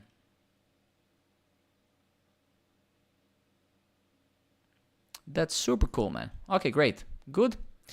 And yeah, we're gonna, unfortunately, just like with so far, we're gonna be writing everything today in a single file, and then we will tomorrow we're gonna break things down, clean them up, write tests. I'm actually very eager to write some tests and see how testing works in Go. That I'm very excited about, to be very frank with you.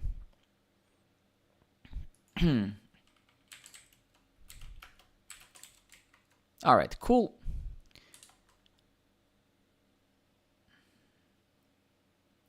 So I mean, yeah, and then yeah, so here we're gonna use the query method that they have. So I'm just gonna comment that out here for a moment. So we have a connection string here.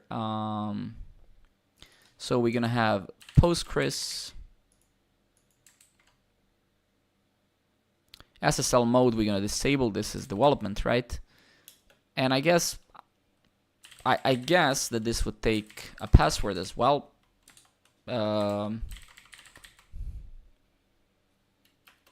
Yeah, exactly. Here it is, password, right? Exactly, server. Actually, I've seen that also at work, and it worries me a little bit because I just need to get used to that, right? But you're absolutely right. If there's no reason to break things, then don't break them. That's simple logic. I like that. Yes, you're absolutely with you. And this is actually very good. I mean, we already actually have this, right?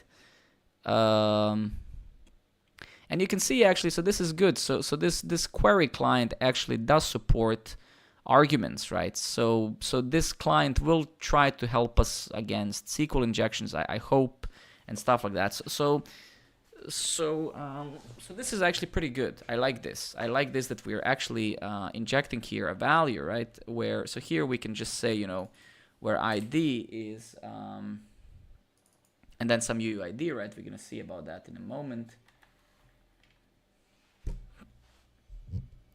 Hopefully I didn't fuck up my microphone by touching it now.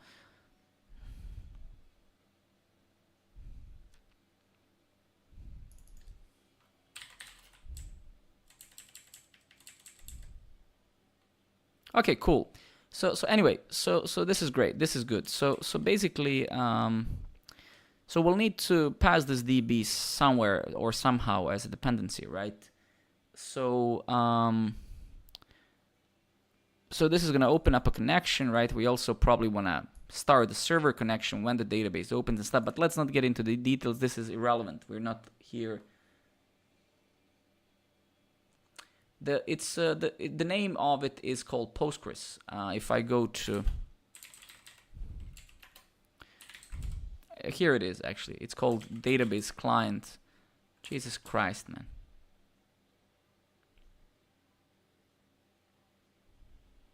Let me just find it. Yeah, it's this one. It's truly an amazing connection. I use this for Redis. I used it for Elasticsearch, if I remember, and a bunch of other shit. So it's really good.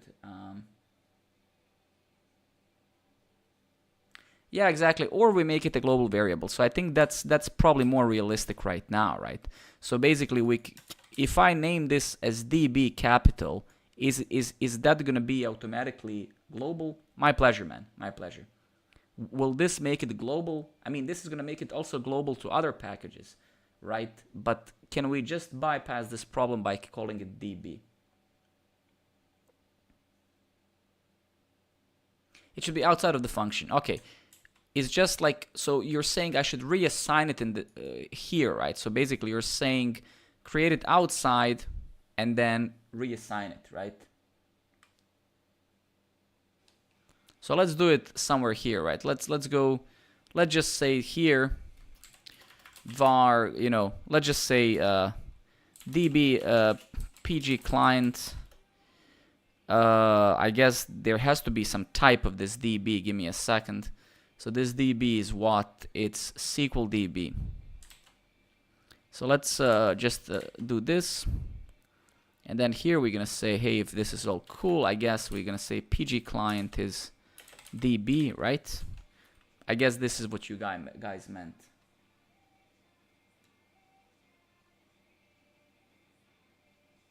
Okay, good. It seems now when I read the chat, I did exactly what you guys also suggested, so that's good. Okay, cool. So now, obviously, right? If we take a look at their example that we had, I actually know where the example was. Yeah, it was here. So we want to use the, so of course, again, just bear in mind here where I'm focusing on Go and Go features. I'm not focusing on structuring the code. And so that is not even, that's irrelevant. That's easy. This is more about now just figuring out how the language does certain things. Okay, so here get player. we'll want to obviously, and that is kind of a silly thing. Now we need to, this is going to simplify.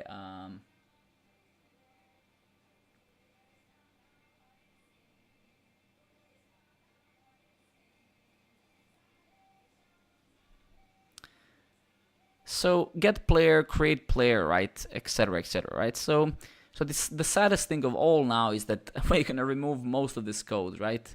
Because now well, actually, no, it's not true that we will do that. It's just we're gonna replace the few lines with it, right?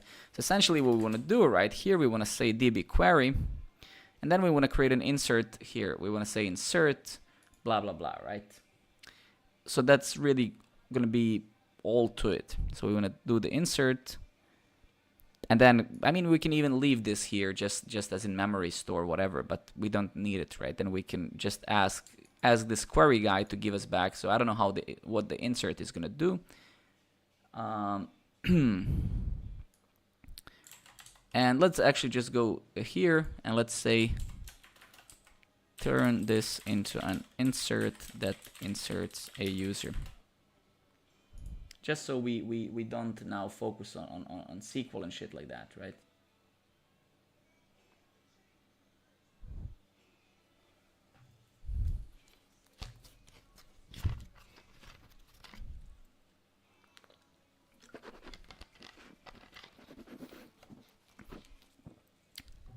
Shut the fuck up, man. Come on, like, I need you to automate things. You don't need to give me novels. Come on.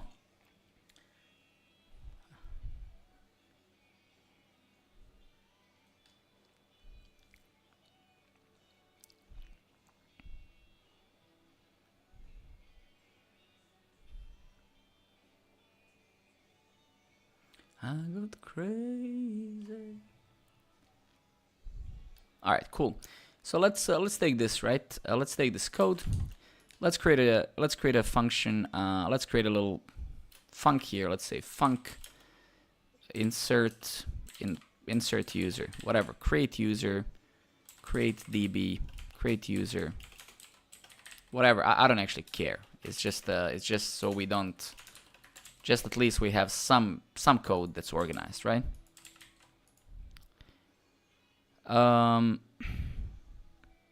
This is gonna take an actual player.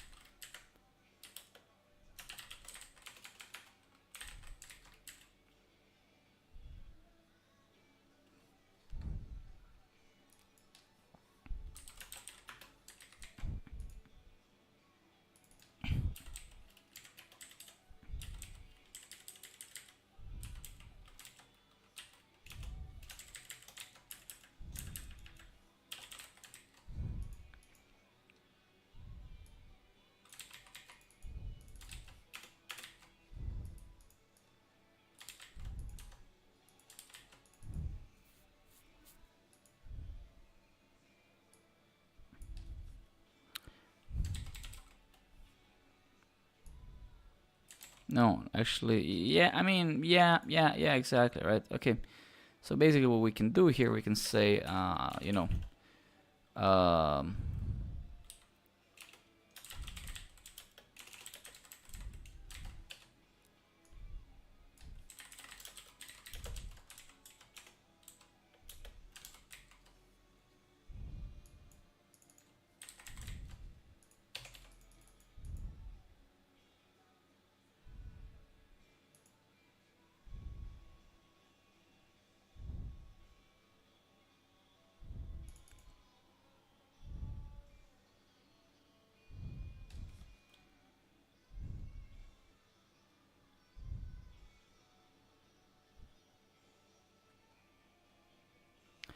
can't return null when it's not a pointer. I see. Okay.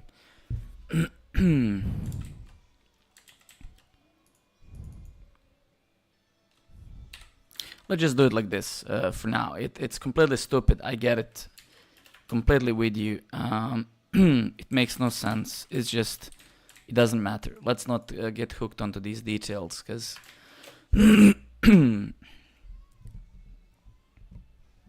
just return a player. Yeah, or we can do that. Yeah, sure. I agree. Okay. That's great. Cool. So we have this create DB, blah, blah, blah. Now we can, in fact, go in here, right? And yeah, we can call this thing, and we pass it a player, which is the player itself.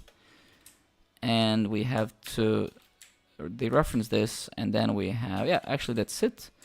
And then here we want to say, hey, created or creation error if creation completely misspelled that ERR is not nil.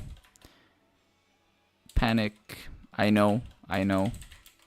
Just live with it for today, and then from tomorrow we do it. And yeah, so this created thing now is,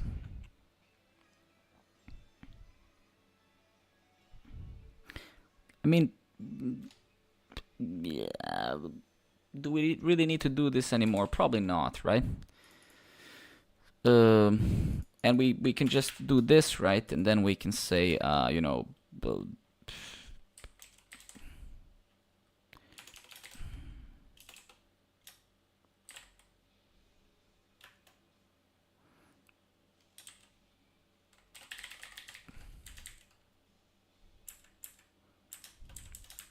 wait, I'm sorry. Wasn't this taking a byte of something? So why is this?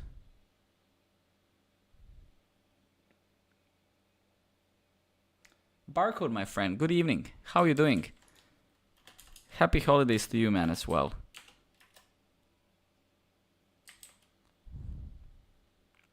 I mean, I guess it doesn't really matter. Oh, really?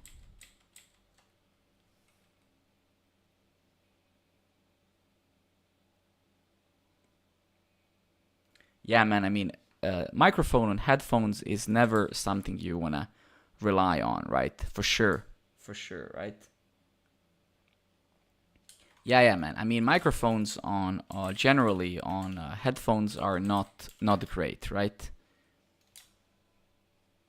No, I don't think so, man. I mean, you can see that rarely anybody that you see is gonna use a microphone on the headphones, right? No. Well, I think this is now a very relative thing, right? What is a good sounding thing? So don't take me wrong, right? It's just SSL is not enabled on the server. Getting users panic serving, getting users because SSL is not enabled. Yeah. Well, I think it's give me 1 second. So I think we first of all so creation of user failed.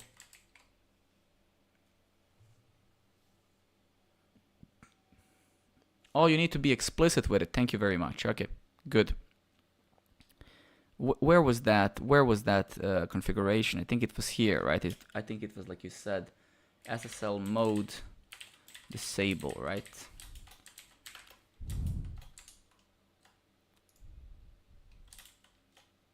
Creation of user failed. Relation users does not exist. That's also correct. So we're almost there, because it's not really called users. It's called user. Because I named the table user, not users. So that's great. Let's try that again.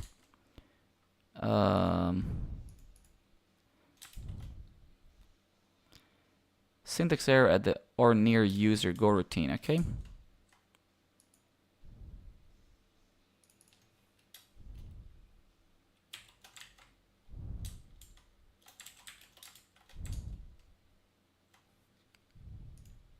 All right. So there we go. And if we take a look at the database here, the user should be there, fondo, and it has a UUID, which is also a type that we assigned in our Postgres database.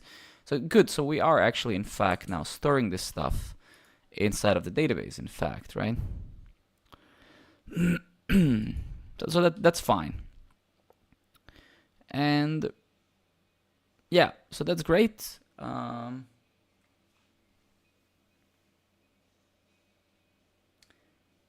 Sasky, thank you very much, man, for being here for the whole stream, dude. I appreciate it very much. Thank you for all the help, all the input, all the positive trolling and fucking around and having a good spirit, man. I wish you fondue, exactly. Have a good night, man. Have a great night, man. And let's implement this as well. So technically, right, it's pretty much the same. Not really much to do. What we can actually do, in fact, here, what we need to do is we need to replace this part here, right? So really what we need to do is we need to say here,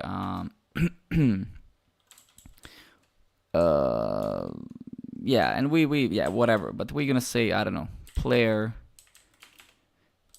found. Horrible variable names, I know, but it doesn't matter. And then we want to say pg client dot query, I guess. And then you want to say select from, give me a second, select from user where ID, and then what was it?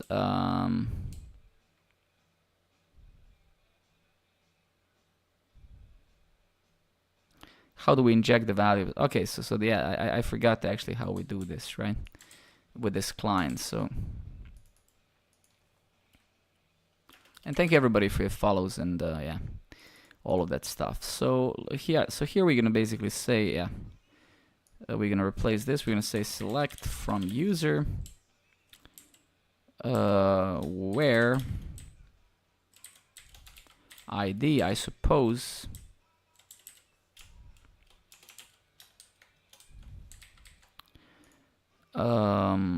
Yeah, and then here we're gonna basically say ID, right, from this argument, the second argument of this function, and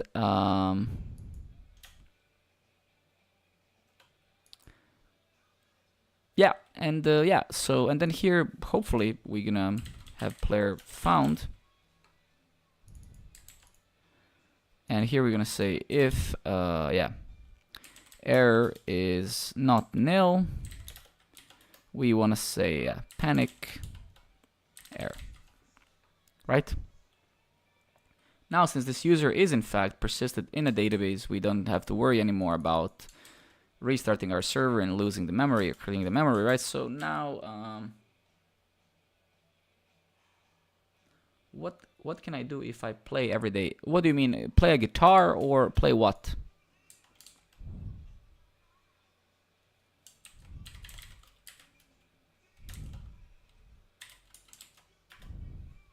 A locker. Okay, so something went off, something went wrong, but it doesn't matter. So let's see what we did. What can I do if I play every day? Play video games. I mean, you should not be playing video games. It's a very simple thing. If you, I mean, look, let me rephrase that. Life is very simple, man. Like, if you put in the work, you're gonna have a good life, and if you don't put in the work, you're gonna have a shitty life. And it's a very binary type of thing. Now, is life fair? No. Do some people from some areas of the world have to put in more work than some others? Do they start from a shittier place than some other people? Yeah, of course, but you can still succeed. I mean, you have billions of people who came from shit, from no electricity and stuff, to being amazing. So what can you do? Well, you can grow up and mature, for example. That's one thing you can do. But you're young, so you still have some excuse. You have some excuse still, and you should be young. And when you're young, you should make sure to be young, if you get what I mean. So you should enjoy life when you're young. But yeah, I realize that how your life is going to be is directly proportional how much effort you put into it. And, you know, if you end up blaming others for your failures, then you're not going to have a great life. If you take ownership of yourself, focus on yourself, focus on bettering yourself every day, focusing on being better than the day you were a day ago, then you're going to have a great life, right? So, you know, focus on yourself, work on yourself every day, be better person than you were a day ago, and that's it. That's all the advice you need in life. Everything else is bullshit.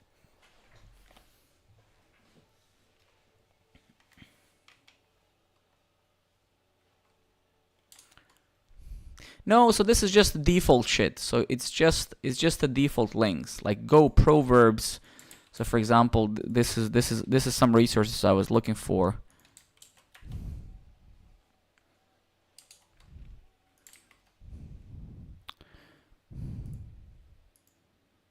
Okay, so what went wrong here? So it seems to me that this exec doesn't actually returns the results. Exec exit your query without returning any rows. Okay, so that's the problem.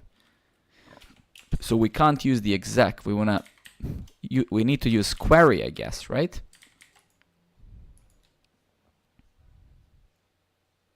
And what does the query return? It returns rows.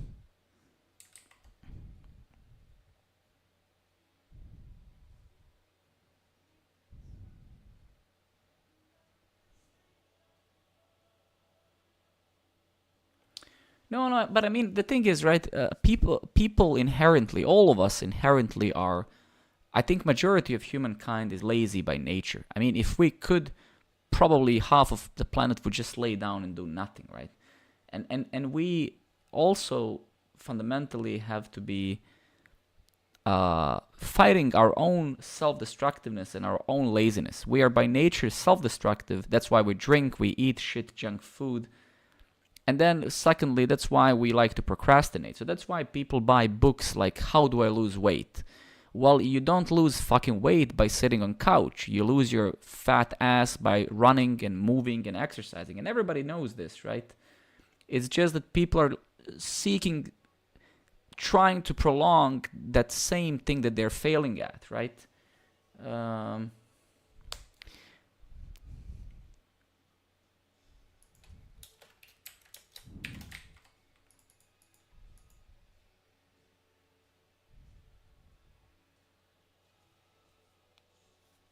Query row, and that's really what I want.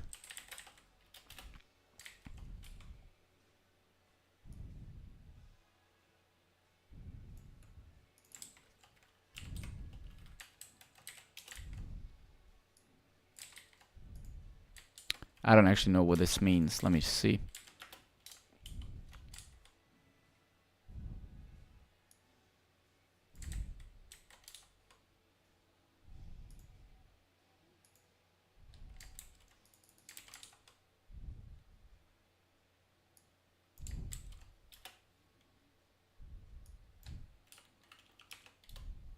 Okay, so wow. Okay, so something's off.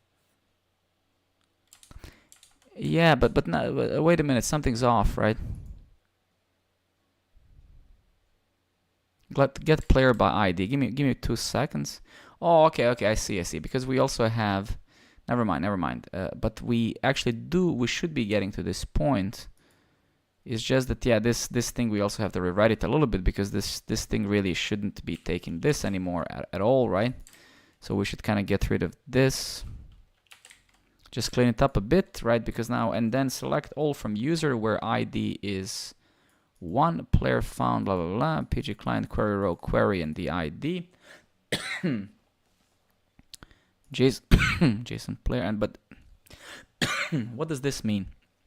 Struct type database equal row doesn't have any exported fields nor custom marshalling.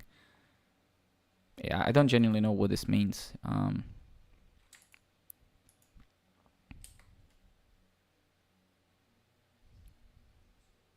SQL row. And what is this expecting?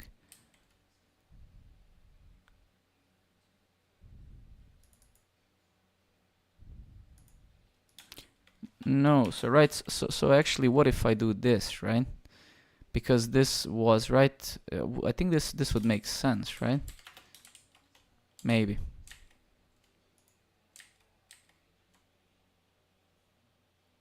You need to read the docs, right? Yeah, most likely, right? I think you're right. Yeah, let's see. So it's a method on that client, takes the query, some arguments, returns a row, a pointer type.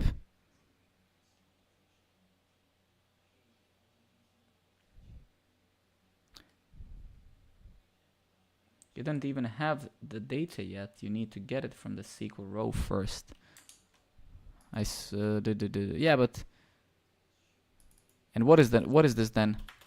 Player found. Is that like a what is a scan, right? I don't get it. Wait, I don't genuinely get it. Give me a second. Query row. Query row executes a query that is expected to return at most one row. Yes, query row always returns a non-nil value. Errors are deferred until the row scan method is called. If the query selects no rows,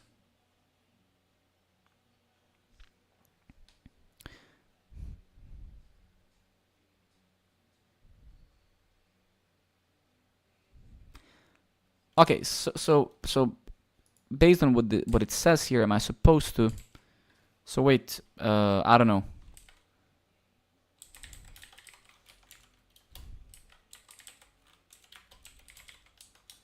And then this might return.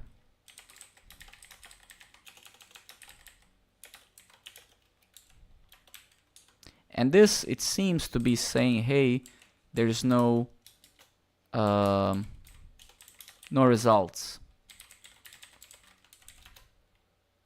But let's just give it a...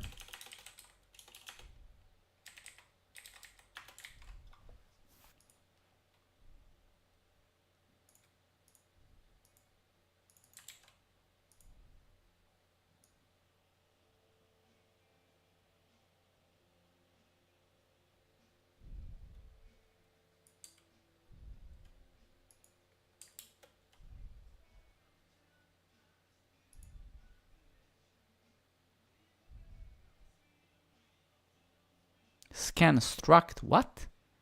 Which struct? So wait, okay, I see. So that's okay. So I can kind of see that where I'm lacking still. So that is the type. No, I get it.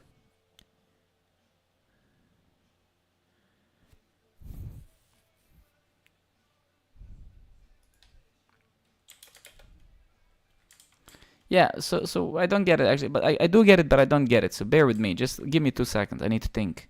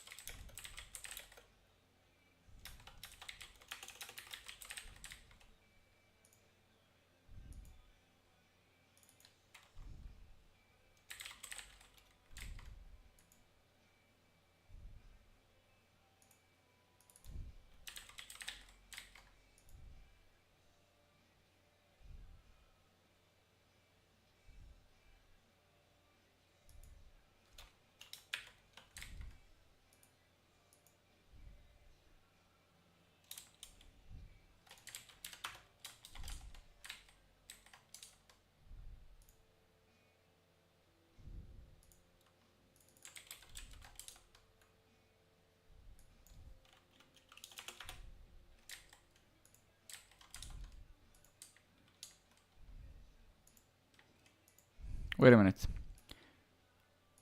So I have my player here. And then this scan, what is this? This scan is supposed to copy the fields into this player, right? Am I getting this right? So this scan says scan copies the columns from the matched row into the values pointed at the desk. See the documentation in rows. Scan for details. If more than one row match the query, scan uses the first row and discards the rest.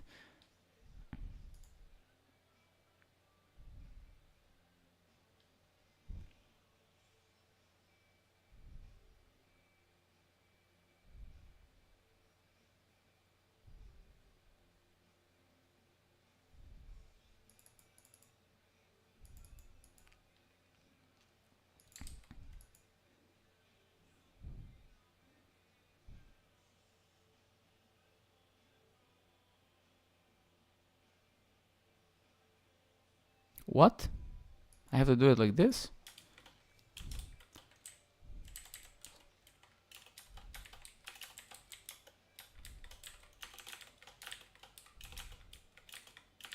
Where are the... man.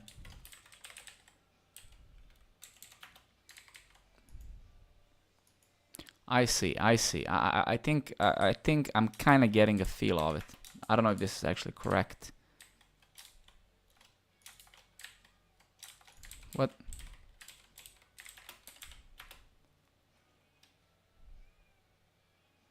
Invalid pointer. Okay. So what am I doing wrong? So it says invalid memory address or nil pointer dereference. Go routine main go line 75. Okay, so it didn't like something in here.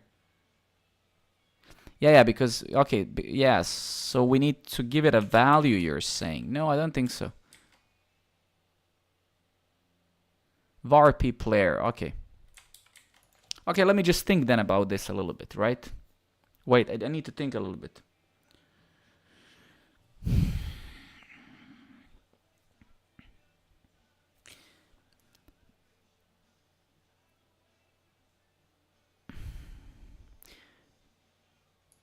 So we initialize an empty struct, basically, which at this point is going to be nil. Then we pass all the fields here that we want to scan for and then make a copy of, right? So scan copies the columns from the match row into the values pointed by the dest. I think this syntax is terrible. I would expect to be able to just give it a player, and then I would expect it to, because if I had 15 different fields now, you're telling me that I have to pass 15 arguments here, right?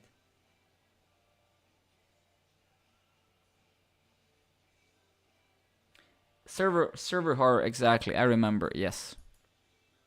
It's a little bit weird. It's a little bit weird. The scan thing is a little bit weird, but I cannot form an opinion on it yet.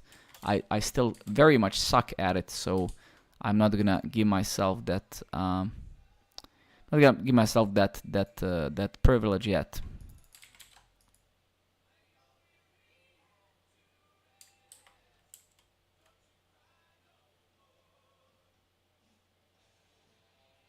Got it. Okay, and that's fine. Don't take me wrong. I'm actually super happy to not use any crazy shit because this is good. Struct scanning. I get it. I got it. Okay. Okay, but let's see what we get here. So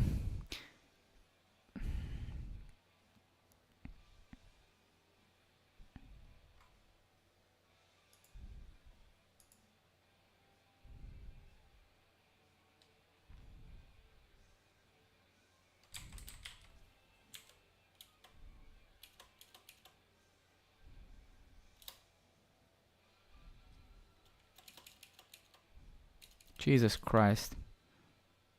Okay.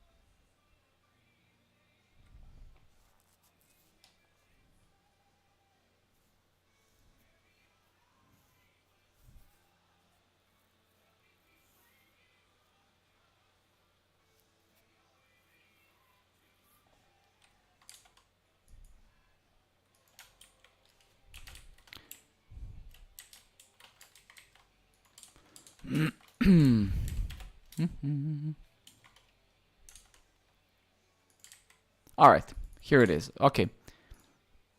Yeah, I would lie if I say. I see. Okay, no. I think it's good. I think I'm happy. I need a little bit of. I need few days to work with this. It's a little bit. It's not the pointers. Pointers that doesn't confuse me 2%. It's just it's a little bit weird. This whole scan thing. It's. Yeah, I don't actually know. It's a little bit weird. It's a little bit weird. Something is off. I cannot say what yet. I didn't form. I need to sleep. I need a couple of days to think about it. But something feels a little bit strange here. Doesn't seem very intuitive.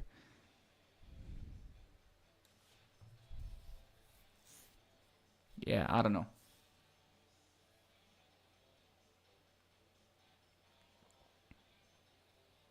Yeah, for sure. I mean, I explicitly didn't want to use an ORM because I just want to see generally. I want to keep this simple because if we introduce the ORM, then we have to learn the ORM details and shit like that. So it's fine, right? I mean, this is not terrible, right? I actually, yeah, I mean, it's not that terrible. I mean, you could technically, you could use some iterator or some loop, and I mean, we could write an abstraction over this scan ourselves or whatever, or like somebody mentioned this slice, spreading the slice argument, whatever. I mean, so I'm sure that you can get around this. And again, I hate to form opinions on something I don't know much about yet, honestly. So let's give it some time. So actually that's it. I mean, in that sense, right? So now we can actually, yeah, we can read from a database and we can write to a database, right? So I think the only thing that we need to fix in this example now is that is this part here, right? Because this technically should now not be doing this. It should be just returning all the users from the database, right? So we should probably change this now. So, and what we need to do is we need to do the same thing as here, like this thing, right? But it needs to be an array, right?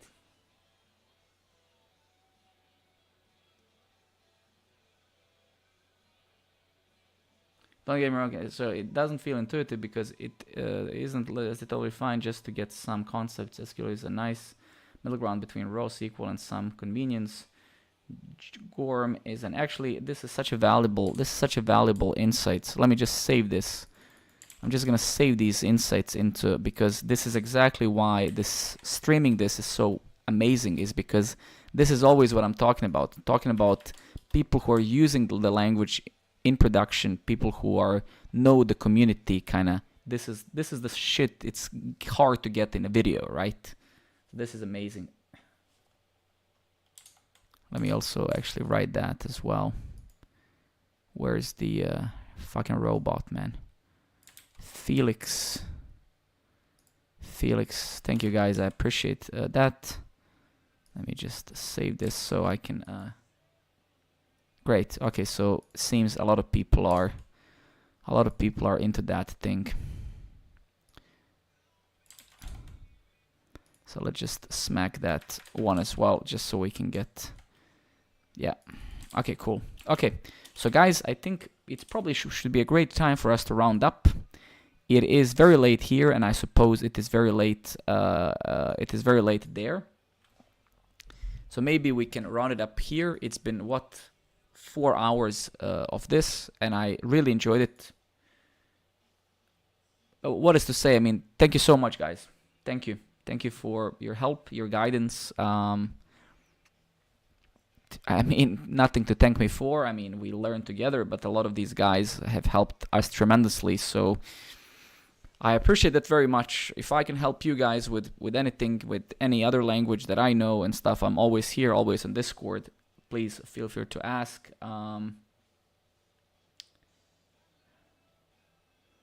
Chillax, likewise. Thank you so much for all the help and for the support as well. It helps.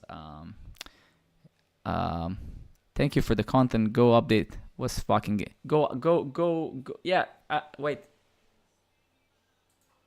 Yeah, and it was my pleasure to teach you all how to install Go properly. And you don't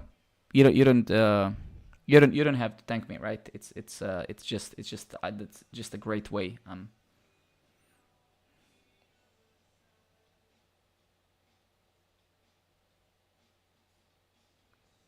Yeah, but I think I'm starting to get a feeling. So I'm actually gonna end the stream, honestly being very happy because genuinely I'm kind of starting to develop a feeling of the language, and I feel it's gonna be great. I'm starting to memorize the syntax and stuff, and it's such a kind of your dopamine. You can feel the dopamine rush, right? Because it's been a long time since I streamed anything other than just building a programmer network platform, right? So in a way, it's kind of Go 1.10.7 latest. Okay. Install Go and resell, it's not for everyone. Exactly, for sure. I mean, the thing is, right, the reason why I'm using Windows, right, is because unfortunately this Razer camera, this 4K camera, and a lot of the stuff works really poorly on Linux. So when you're streaming, you know, I mean, I don't use Windows for anything, really. I mean, my work laptop is MacBook Pro, my private laptop, so I have another laptop next to this laptop. This one is on Linux as well. But for streaming, unfortunately, if you want some of your gadgets to work, Linux has a very poor support. No drivers for microphone, no drivers, like Linux doesn't have Razer Synapse, which is a shitty software, as shitty as it can be, but unfortunately you still need it to configure your camera, for example. And with my Copenhagen setup, you know, I have Elgato Stream lights, I have Elgato shit, so a lot of that stuff, and none of that actually... Yeah, I have, well, this camera that I use is Best Chairs, exactly. Who the hell buys the chair from Razer? But yeah, guys, thank you so much. Seriously, you guys are amazing, and I wish you best. I wish you a great night, great day, wherever you are. And I'm gonna go and throw myself into some sleep as well. And I love you guys, really. Thank you so much again. Be well, stay well, and I'll catch you guys up tomorrow, okay? Stream tomorrow, absolutely. Absolutely, Leo, stream tomorrow, yes. For sure. I can't wait, actually. Can't wait. Chillax and everybody, again, thank you so much. Thank you so much. I'll see you guys tomorrow, okay? Sleep well, everybody. Bye-bye. Cheers. Bye.